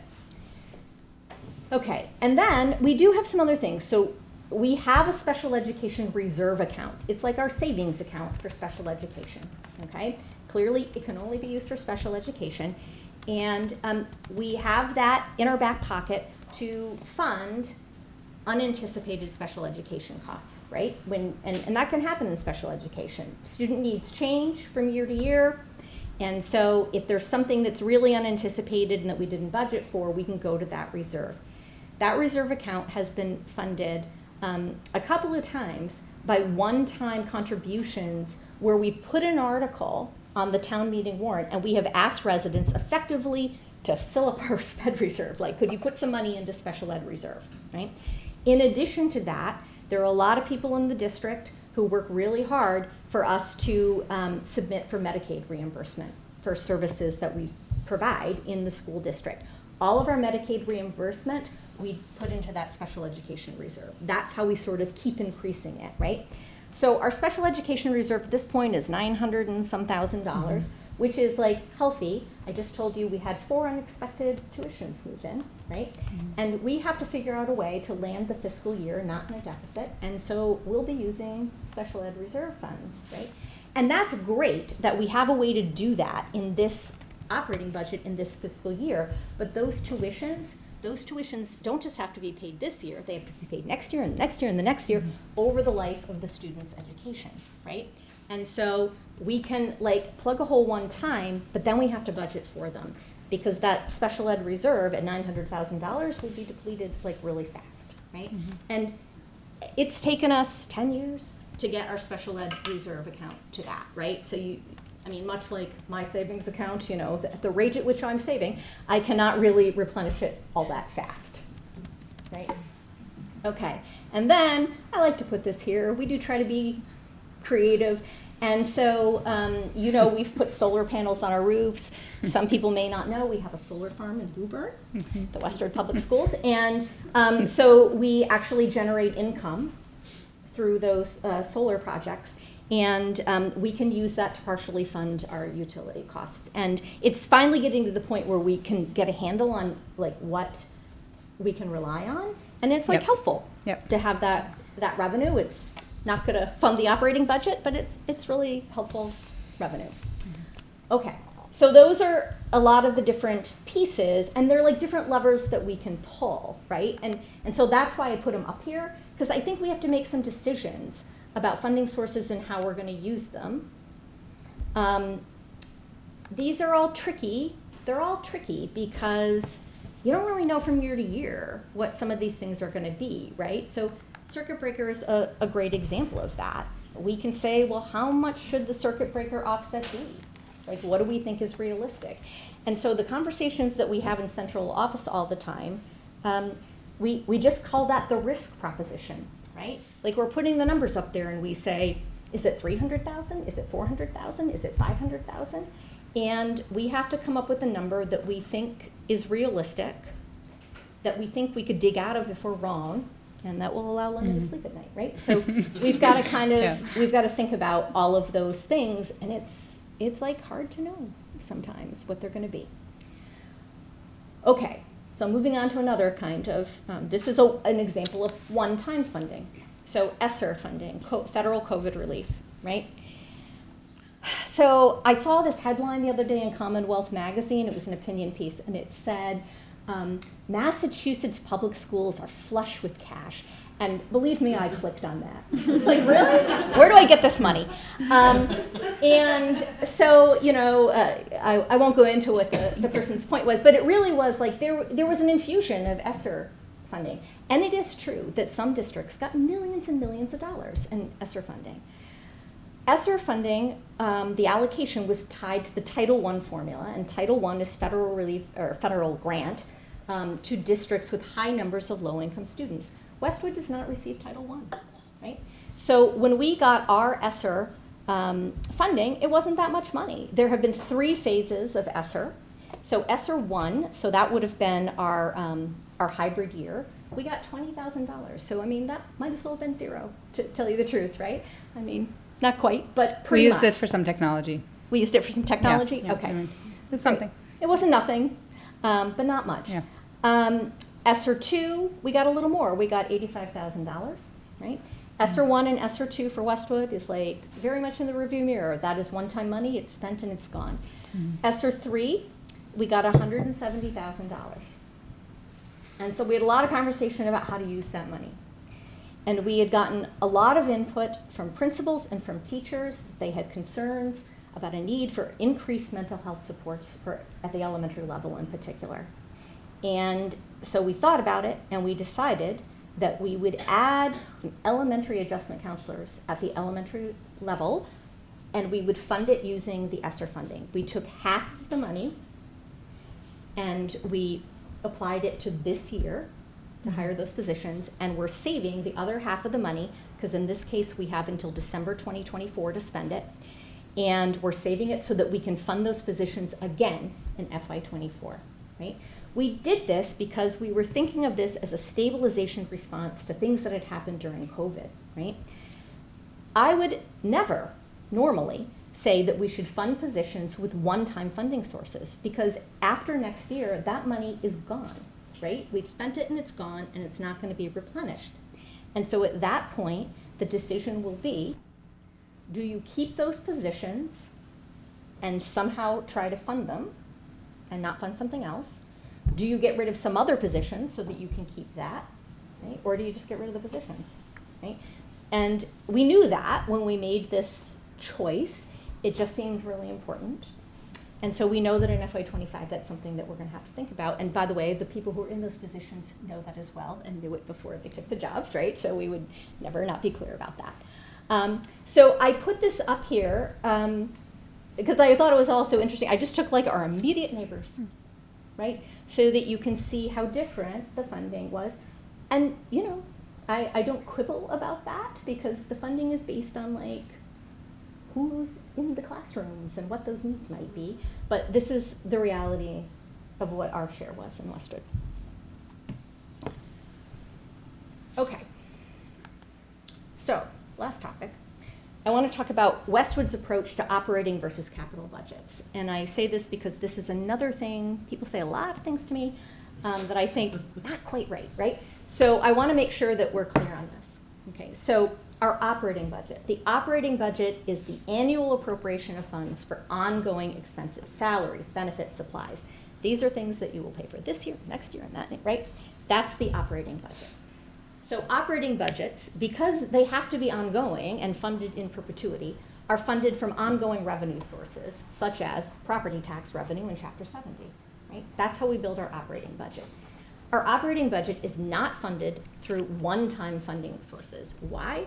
Because it would be really stupid, right? Doing so creates a structural deficit in the budget, right? I could say, you know what, I really want to, increase salaries by this amount, is I don't know what, like pick your number, $300,000, and I could come up with $300,000, but it's not $300,000. It's $300,000 next year, and the year after that, and the year after that, right? So it has to be some kind of sustainable. When we say sustainable, a sustainable source. So that's the operating budget. Capital, on the other hand, is different, right? So these are expenditures for capital or fixed assets improvement. This is like we need to buy equipment or technology or furniture, we need to do an HVAC project, we need to repair our roofs. Those are things that you do, you pay for them once and you're done. And then there's something else that you need to pay for once and you'll be done with that, right? Our annual capital budget in Westwood is about $1 million. And I say that to explain to people the order of magnitude difference between an operating budget and a capital budget. We have $52 million in the operating budget and $1 million in the capital budget, right? And I think sometimes people see us buying iPads and they think, you know, it's really different scope, okay? The annual capital budget, about the $1 million, that's still funded through tax revenue because we're going to do that year after year, right? Like we're always going to have things that we have to do. Our buildings, we have 7 buildings, they're a major investment for the town and we have to take care of those assets. In Westwood, and we're fortunate in this way, town meeting often approves funding for our capital projects that exceed the capacity of a $1 million budget through one-time or uncertain sources, such as free cash or the hotel meals tax, right? And that is, that's something that Lemma and I have come to rely on, that we can go to people at town hall and say, we have a couple of specific needs, they are outside of the scope of our budget. Is there another way that we can fund those one time? So, I thought I'd show you here 5 years of annual capital budgets. This is also important. You can see that in FY20 we kind of got like a boost here, but the capital budget is typically level funded. Lemma always submits for more, but it's pretty much level funded. And so what we do is that we just sort of back into these numbers. We portion out the 1.1 million into different categories. Notably, what I think is important and what's distinct here about the capital budget. So the operating budget, we are not permitted to run a deficit in schools, right? On June 30th, whatever allocation you were given by town meeting, you cannot have overspent. On the flip side, you also can't save, right? So there's sort of no incentive to saying, like, let's be really frugal. Let's see if we can save it up. We could spend it next year. On June 30th, if we have money that was in our budget that isn't spent, we have to turn it back, right? The Westwood Public Schools is not in the habit of turning back money, just to be clear. And so Lemma, last year, in a $52 million budget, turned back $5,000, right? Yeah. Can't get much closer than that. I mean, I look at that and I say, Lemma, she landed the airplane on the aircraft carrier in the middle of the ocean, right? And I don't know how she did it because you can see the complexities, right? All the moving parts. We create a budget and then things don't go that way, right? We budget for things. People take medical leaves, the boiler breaks, and we don't have another pot of money that we can say, shoot, the boiler broke. Let's go to a pot of money over there that we just, have no use for. What we do is we have an allocation and we solve problems. We say, shoot, we're way over here, so we've got to adjust something else, right? That's like the game that we're playing all the time. Okay, but back to the capital budget. The good news is that in the capital budget, you are allowed to save. And so, Steve Allette, our director of technology, he has a long-range plan. He knows when the laptops, the life of them, and when they're going to have to be refreshed, all that. And when there are major projects coming. And so he spends his money and he saves it from year to year, right? Roofing is another area where we are constantly assessing the state of our roofs. That's important for safety. And we know that we're going to have roofing projects and we can project out when they're going to be, right? And they're really expensive. And so the annual roofing allotment would not let you do a roofing project. And so instead, we sock it away so that when the time comes for the roofing project, we still won't have enough money, but at least we can say to residents, we've been saving for this and we have this amount that we can put towards it, and now we need to ask you for some additional capital, right? So we do think in a long-range way when we think about capital. Having said that, $1 million isn't enough to really do all the things that we need to do in terms of our capital needs. And so, as I said, we sometimes have to come at it a different way. So what about capital needs that exceed the capacity of the annual capital budget? So in Westwood, those items are voted as additional capital articles at town meeting. And they're often funded through a combination of free cash, which is a really silly Massachusetts term, right? But it's like, because cash is not free, but it's, cash on hand that you have for this purpose, or the meals and hotel tax. The meals and hotel tax is something that residents in Westwood decided to do in 2014. Basically, since 2009, there's been an option for municipalities in Westwood, in Massachusetts, to implement a local tax. So when you go out to a restaurant in Westwood, in addition to the typical state tax, there's another little fraction that you pay, and that fraction goes to the local coffers. So town meeting adopted that in Westwood. When they did that, so residents voted to put revenue that's generated from the meals and hotel tax into a separate special purpose fund. So the money goes to a certain place. It is restricted funding. The financial policies of the town are that meals and hotel taxes are never applied to operating budgets. Why? Because it's not a reliable source. You know what happened to the meals and hotel tax during COVID? Right? If we had built our operating budget on meals and hotel tax, we would have been up a particular creek without a paddle, right? So that is restricted funding, and it's not used for operating budgets. In addition, the way that residents set this up is that all of this funding in this special purpose fund requires a 2/3 vote by residents at town meeting. So what we do is when we have these additional capital needs, we put an article on at town meeting and we go to the residents and we say, this might be a good use for these funds, right? And you know what? The residents of Westwood have supported us again and again with these things. So examples of items that have been funded in this manner in the recent past. We've done major HVAC projects at Westwood High School. We've done major HVAC projects at Thurston. They've been funded this way. We replaced the high school turf field. It was funded that way. And now the next thing that we have coming up here is the network upgrade. So that really brings me, we actually have 2 things coming up. So we have 2 things for this year, and you already know these, but I will reiterate them. So the Westwood High School auditorium lighting and dimming system, which it's hard to believe now, but it was constructed in 2004. It's not so new anymore. It's reaching the end of its useful life, and it's going to require an update in FY24. You know, we are frankly concerned that the lights will go out and that we won't be able to use that space anymore. The estimated cost for that project is $400,000. So when talking to folks on the town side, we have said we would need to include a request to fund that one-time thing at this year's spring town meeting. This is the kind of thing that we couldn't save for. There's no place to take it from the capital budget that because those funds already need to be used for other things, right?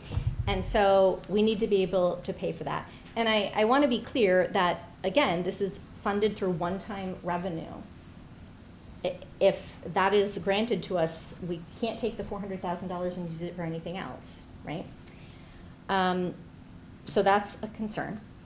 And secondly, we need to do a district-wide network upgrade.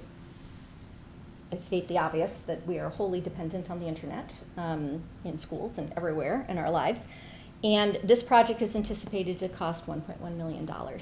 The timing of the district network upgrade is largely related to the timeline for the opening of Hamlin Deerfield. So it's the district network upgrade, and we need it to work seamlessly across all of our buildings.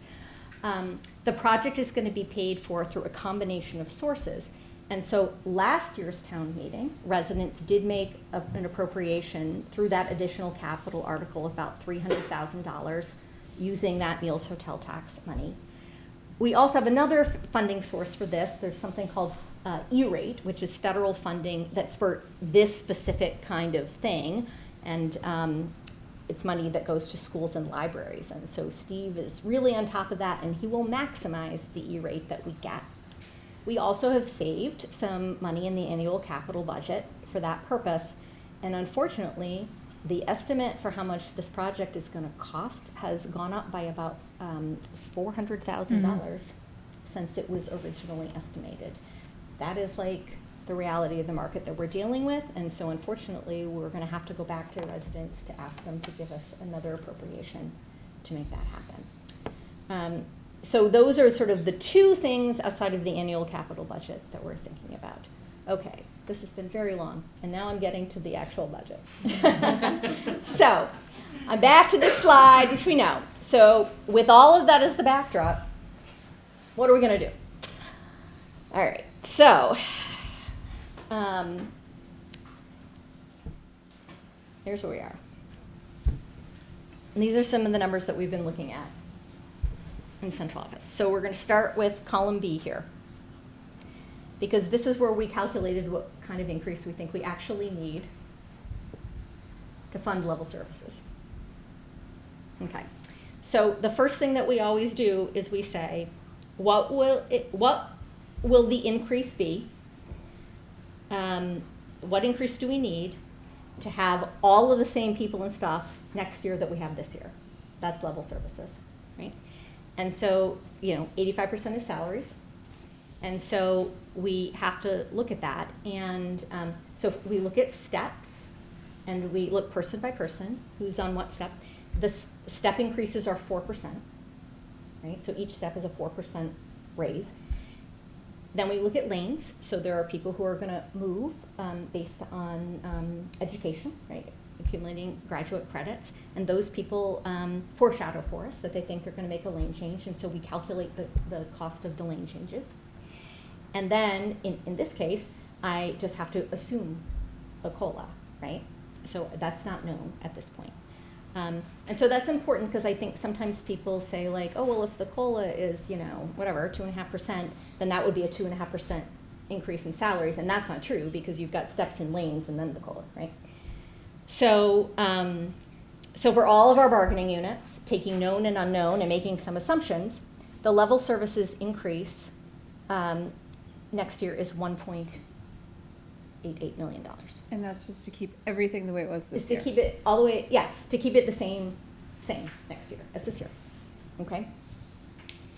And so then we have to go on to non-salary, and this is like a big pressure point this year, right? So we have to look at known inflationary increases and other fixed increases. So that the special ed tuitions that we talked about, that's the transportation contracts, that's fuel, and it's other things like online subscriptions that we use in classrooms, like they keep going up, right? So we have to look at those kinds of things. So we looked at known increases, and that's about another $1.3 million, okay? Is that higher than, that's clearly higher than prior years? Dramatically. Way higher. To what magnitude? Oh, I mean, Like, what's that line item normally? it might have, maybe by 900,000 higher. I mean, significantly higher because just the OSD increase is like 300, what Emily cited. Yeah. We've got fuel, we've got subscriptions, we've got transportation, which is a very big contract, and we have a 7% increase there. yeah. So that's a big increase. Our cost center leaders, department chairs and whatnot and principals have put in other requests, right? They've put in some other non-salary requests. And some of them are really like core. So, we just completed a social studies curriculum review. And so the high school would like to do an adoption of new textbooks. Probably $40,000, right? The state has told us we have to provide transportation to anyone who could benefit from it for ESY. That's like a major shift. I'm not going to go into that now. Some translation services, things like that. So that's $183,000. Okay. And then we've sort of thought about staffing requests, and in a normal year, we would have like a very long list of things that we would put here. But what we've done tonight is, we've had a lot of discussions about this, and there are two things that we really think we need to do. So this will be the third budget cycle that we've talked about adding another special education teacher in the peer program, third year. And we haven't been able to do it the last 2 years, and the program is it's at capacity. We really need to do something for that program. We need to split it. And Would you so, just define pure again for me? yeah, so that's a specialized, a district-wide specialized program that we have. It's currently at the Downey School, and it's for students who have a diagnosis on the autism spectrum disorder. So we think we need that. That's a very high priority for us. And so instead of thinking of sort of like an addition and reduction, I'm thinking of this as a reallocation. And so we've looked at there, we have identified one general education teacher position that we think we could reduce and basically reallocate it. Right? So it's like cost neutral. And then we think that we need to add this 1.0. I said nurse substitute. I guess, floating nurse might be a better term for that. We actually have already added that for this year. It's something that, we heard a lot from nurses about this need. And, the pool for daily nurse substitutes is like very, very low. And there's a real desire to get back to things like having field trips and whatnot. And so we added that this year. And the way that we did that is that we actually had an unfilled world language position at the high school. And that was just because when kids' elective choices came in, we realized that we were able to do some things based on what they chose. And so we didn't fill that position, and instead we have this nurse substitute, right? And so we want to keep that. So we would sort of codify the reduction in the world language position and put in nurse. So that would be our recommendation. Molly, can I add one thing? Yeah. To Maya's question, your question about the 1.3 million in known inflationary increases, I was thinking about what makes up that number, and it is the inflation costs, like the OSC cost, fuel costs, but in addition, what's embedded in there are the move-ins. So remember, Emily said we have to pay for those Yes. with reserve this year, right? Mhm. But we have to start budgeting for them properly through the operating budget, because the special ed reserve is not a mechanism for paying ongoing costs. Mhm. Yeah, so that's what's in that number Well, it too. would deplete in, 2 Yeah, a years. significant hit will be taken this year, because the cost is almost 700,000 between the tuitions and the transportation. Yeah, So and I it's a just lot want of to money. say, it always makes me a little uncomfortable when we talk with this specificity about things Yeah. like this. Just to be clear, the Westwood Public Schools welcomes all children Yes. and is yes. committed to meeting their needs, right? So, fair enough. So when we do that math, right, we said, okay, that's sort of the cost side, right? But let's also look at some of those external revenue sources. So this is where we have to make some assumption. And so we think that we can increase our circuit breaker offset assumption by $400,000. They increased the rate at which transportation's reimbursed this year. So that was a single news. piece of unexpected good news, right, in all of this. And we've really looked very carefully at what we think is going to be eligible for circuit breaker, and we think we can do that. And this is the kind of thing that we would like to talk to the school committee about, because, I don't know, that number might be bigger. That would be a higher risk. We have to choose, we had it lower, and we decided to make it bigger already, right? So before getting to these numbers, the Mhm. 433,698, that's without these external revenue sources, we are over budget, even at 5. Well, so at this point, it's not the this is what the cost is, right? So we need another, yes, we're sort of building our way to what we need. And here we're saying, can we get that number down? And so we're saying increase our revenue here. We think we can increase our offset for the IDA and from solar by about $40,000. And so here's what we're saying, and I should have said this. When we did the numbers, we said, okay, to get to this number, so that's balanced, right? How big an increase is that on the operating budget year over year from last year? And it's a 5.65%, right? And we haven't seen 5.65% increase since the University Station New Growth, right? Because things were really different that year. And so that's a lot higher than the 3.5. Right? But we just wanted to show that that's what it is, right? So we've, in consultation with principals and everything, we've sort of said, what would a budget look like if we just sort of put it on the table and said these are the increases, and we would have to propose a budget that is a 5.65% increase. And you're comfortable with the assumptions you made under the external revenue sources? Am I comfortable? With this Yeah. one, yeah, it's reasonable. Okay. Okay, So then we kind of said, all right, well, what if it weren't 5.65%? What if it were 5%, right? At 5%, you get an additional 2.5 million, right? And so we just sort of built the same thing. And at 5%, we still would have to figure out a way to accommodate $330,000. We're 330 over. Right. And then you say, well, what about 4.5%? Just to like understand like what our parameters are. And then you're at like nearly 600,000 and 4%, we were at 847. And so I didn't even go to 3.5, right? Because that's just like not where we are. And so the budget process, and this is like, we've got a month, right? We sort of have to figure out where do we want to come in and how do we want to think about that. And we have not had budget steering with the town. We're about to, yep. I've been having conversations, right? So this won't come as a surprise, I don't think. So this is just like, this is the challenge, right? This is the process that we have to think about that. And so I want to put out just like a couple of things for consideration here. So, you know, one thing that you can do is you can try to raise additional revenue. And so we have sort of like one proposal here, which is, we're calling it the Tier 1 user fee increase. And so the bus fee, when it was implemented, is $180, and it's still $180. When was it implemented? Oh, I mean, 20 years ago, I don't even know, maybe not that long. I think that was Paul Ash, I don't know, who implemented it. And so we could increase that bus fee from $180 to $225. And so I gathered information about bus fees. Oh my God. And so, Why are we always at the bottom? so fee. great, yeah. So these are the tech districts. So there are 3 districts that don't have a bus fee, right? And I have to say, like, if you don't have to live on these kinds of things, these offsets, that's a good way to live, right? Because this is unpredictable. Like, we don't know how many people are going to take the bus.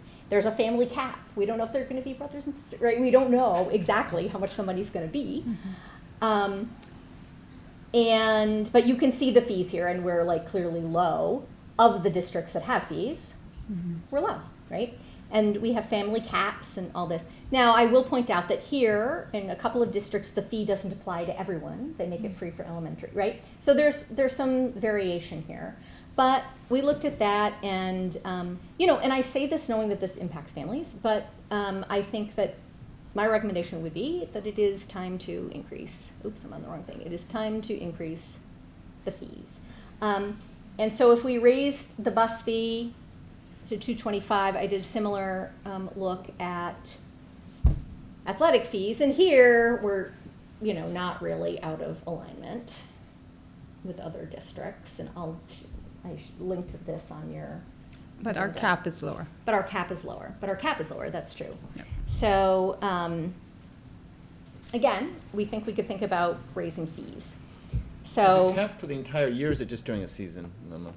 Like, in other words, if I do 3 sports, is that hits? do I it's a hit cap for a cap. A year. For the Yeah. year. Yeah. Okay. Right. Okay. So if we increased the bus fee from $180 to $225 and the athletic fee from $250 to $280, it's different at the middle school, right? We also think we should increase preschool tuition by 3%. So, you know, if we do that, we would generate another almost $100,000 that we could then put towards funding level services, right? So that's one strategy, right? Under certain increases in budget scenarios, that isn't going to do it, right? But it's sort of like the next $100,000. And I would definitely recommend that. I feel like I have to say, just to be responsible, that in any time you increase fees and increase the offset, you are creating a hole in the budget, right? And so if you ever have a day that you want to reduce fees or get rid of them, it's really, really hard. This is what we went through when we eliminated kindergarten tuition, right? And we did that because that was part of our philosophy. But 3 years in a row, we had to put $85,000 into the operating budget to start plugging the hole, right? And so that was a big commitment, and so we weren't able to do something else. So I just wanted to make sure I say that I don't think you can get rid of the fees once you put them in, or it would be super hard. We could raise them more, right? Like, that's another way to go. So we said, well, what if the bus fee were $270? And we raised the cap, or what if we increased athletic fees? And, so we could generate more income that way and start chipping away at this. So those are some of the things that we're thinking about. Right? And so one thing that I want to get a sense from the committee about is whether or not you have an appetite for that, and if we should factor something like increasing user fees into the budget at this point. I say yes. I'm not as quick of a yes. I mean, some of them are so obvious, like the bus fees are really low, but I'm also trying to think about parents and all of us, our everyday costs are going up, our oil costs more, everything that the district is feeling. So if we're talking about increasing extended day, bus fees, athletics, and I don't know what else, that could end up being a lot, especially for families that have multiple Right. children. I agree with that. At the So I same don't- time, if we weren't so low in the market rates, Yeah. we're trying to fund a budget here. We have a huge unknown number.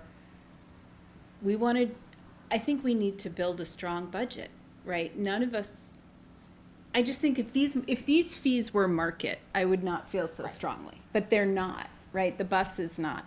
I just think we need to be realistic. I don't know. Look at these numbers are crazy. The bus number's crazy. Yeah. And there are And the unknowns here. gaps. Right. If the bus fee goes from 180 to 270, then somebody might say, well, I'll drive my kids to school, right? Right. Then it's like worse that we didn't get that revenue, but, And that's where I feel like there's Yeah. this split. It's like the same thing with extended day. The people who are able to are going to say, well, I just won't send my kids. And the people who really need it are going to, like it.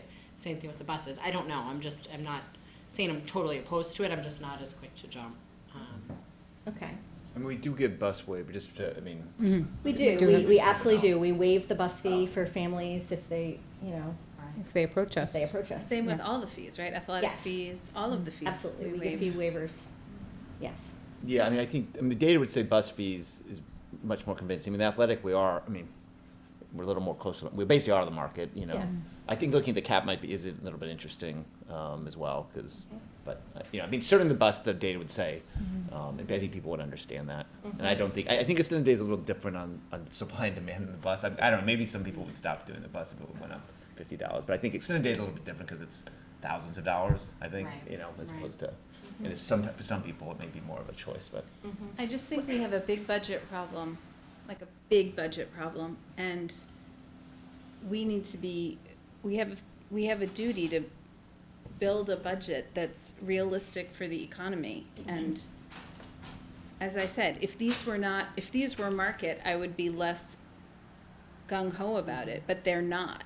Well, it was just because athletics is so I just think we just to be So, consistent. right, We should be right, consistent right, on our agreed. argument. If it's Athletics though, we're not, athletic would still be within range, right? yeah. I guess it's fine. It's fine. I'm just saying we should just be consistent on what a reason But I is. agree, Yeah, I agree, We're we should basically look at, market, but like, the basically. bus fee to me is Yeah, a the bus is- yeah, no-brainer, yeah. right?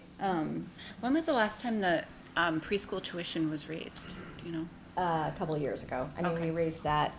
Yeah, it wasn't a big raise, but Not a it big was one. kind of a normalization. Like there was some quirks in the tuition that made it really hard to calculate, and it was arbitrarily higher for some classrooms than for others, so we stabilized that, and there was a small increase as part of that. So the increase was kind of commensurate with the 3%. I don't have the numbers now, but it was along those lines. I think a 3% tuition increase is very reasonable.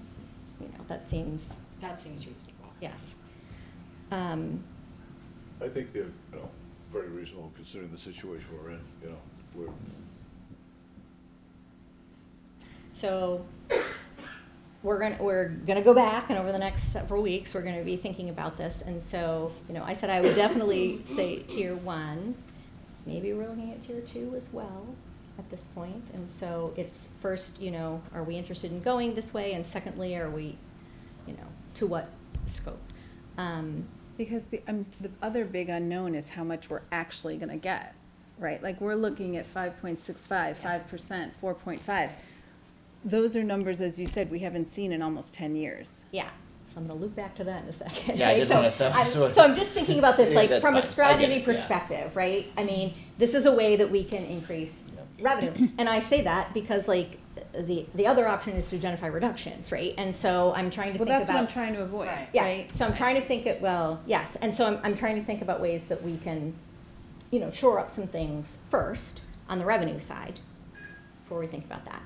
So, yeah, so that's where we are. And so, yes, the other thing that I just need to get kind of a general sense about is, and we often have, like, there's a high number here, and I will say we've seen things before where the wish list is always much higher than we can do, and we kind of whittle things down. It's just that, it's a much leaner request list this year, because we knew that we were in a tough situation, right? So I need to think about,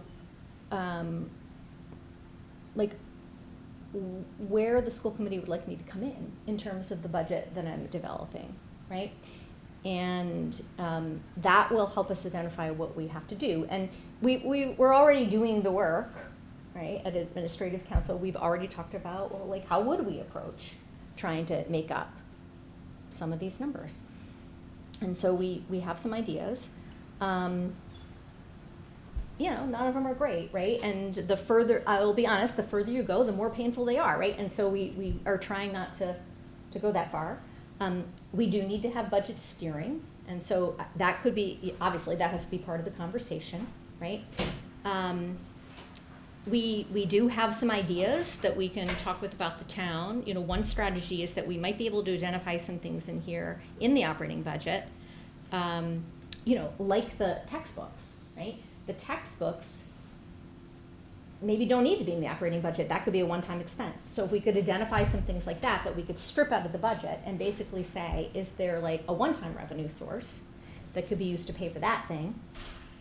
Then we could do that. So those are the kinds of things we've talked about at budget steering. And we might be able to get that number down in some way. I should have mentioned this too. There are two other big issues here, and we've decided that these, similarly to what I just said, have to be funded in a different way.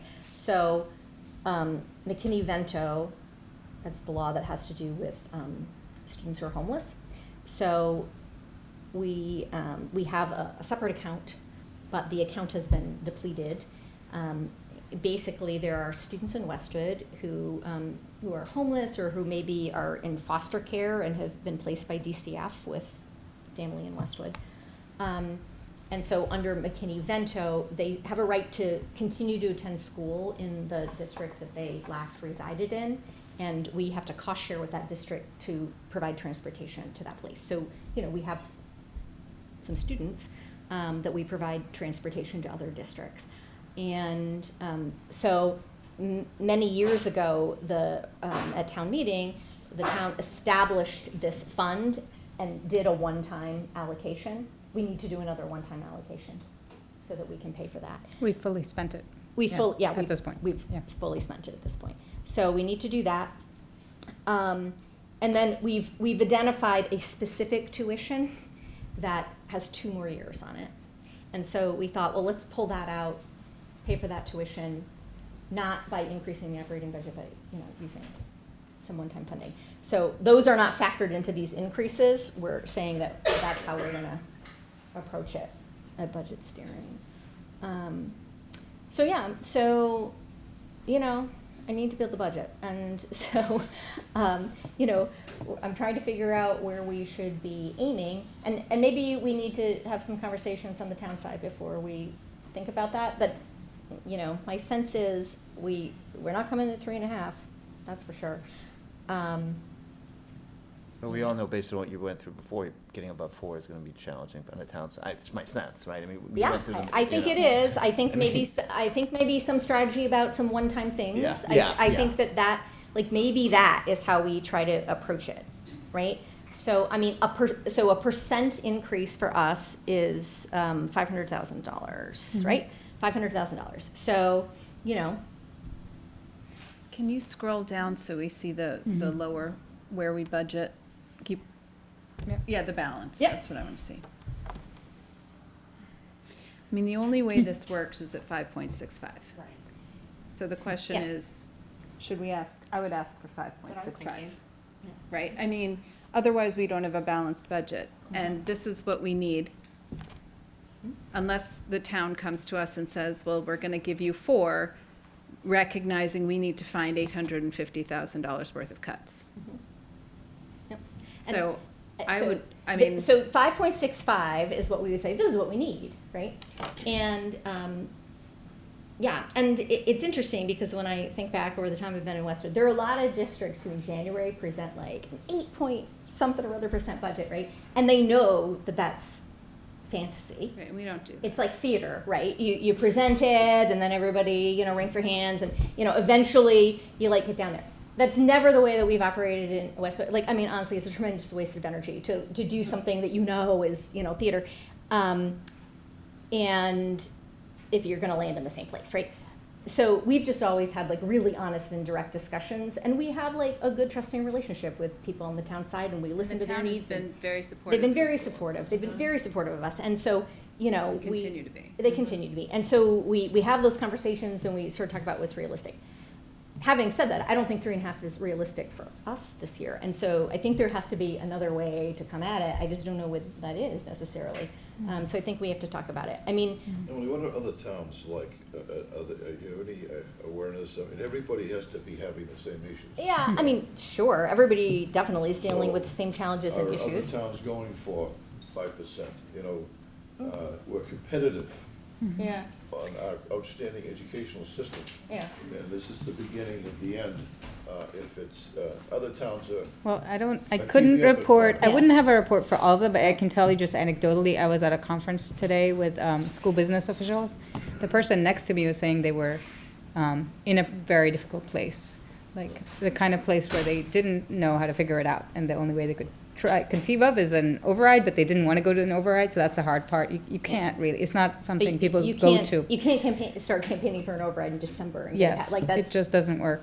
isn't And the way it then there works. was a district that cited their grapple with the OSD increase and the fact that for them, that meant $1 million hole in their budget. So other districts they're all budgeting for that tuition increase. And for some towns, it's more significant than it is for Westwood even. So, you know, it's just the reality of, it happens, you know, it's about the district size and the population within it and their approach. what if we start just working on trying to do a 5? And we take a look at what that's like. Okay. I mean, and again, I don't know if that is realistic, but I can work Why on that. not start at the 5.65 because you feel like it would be kind of like Well, spinning our wheels. well, so wasting this is time. this, so 5.6, This is the 5.65. So we have the 5.65. Right? Like, Right. this is it. Oh, you mean, I thought So you meant going build back it to the at 5. town with the. Right. But how much does that go down if we increase some of the fees? Can you, Mm-hmm. Yeah, exactly. So here, 5, Okay. you need to come up with 330,000, right? So we said, let's take 100 there, right? And some more there. So now we're here. That's not too bad, right? Like, we've had to deal with the problems of that scope And before. that's at 5. Yeah, That's a fact. right. So you could do that. you see the value dilemma with your compatriots doing the same thing you do, some of them being innovative in these one-time, you know, what are other towns coming up with is a one-time amount for something that. I think Emily laid it out in the presentation, so some of them have the benefit of bigger ESSER funding, but that's one-time money. So they all are very leery of using it, but they have that benefit. So they're using it more for capital projects, adding a wing to a building that they, you know, needed more expansion. That's the recommended strategy, even for ESSER. I won't lie, there are some districts that are using it for staffing, and they're leveraging the fact that their Chapter 70 money will increase because they are more likely eligible, they have lower income populations, so they forecast a Chapter 70 increase, so they like patch things together that way. None of that is really available to us as a strategy, so. We also could model out different scenarios, right? So we could say, okay, here's 5.6, right? We could say if it were 5, like, here's how we would approach it. Right. If we were in 4.5, this is what we would do. Like, we could start to get specific, about what it would mean, right? And what the impact is. And I don't like to do that. Like it's like very anxiety producing to start throwing things out there, right? And so I don't really like to operate that way. But we could do that. We could start taking a look at different scenarios.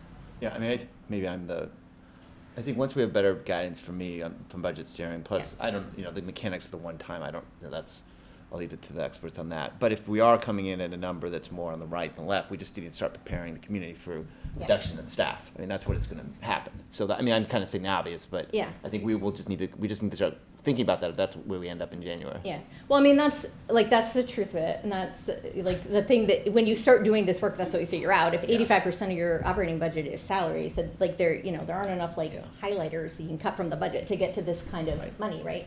And so, that's what it would mean. We would have to. I think it'd be valuable as we look at these different scenarios to say, what are we gonna be cutting into the meat? And what are you cutting into the bone? I mean, some of these numbers mean some very drastic things that are happening. And if enough people understand that, they may create a lot of support with the select board and others that, this is, don't mess below this. We don't wanna go to the bone. Yeah. Because some of these are very drastic cuts. Yeah. If that's the only option available. I mean, that may be true, right? And I mean, but I know as somebody who has people lobby me for things, sometimes I'm like, I hear you and I agree with you about the value. I just don't have this thing to give to you, right?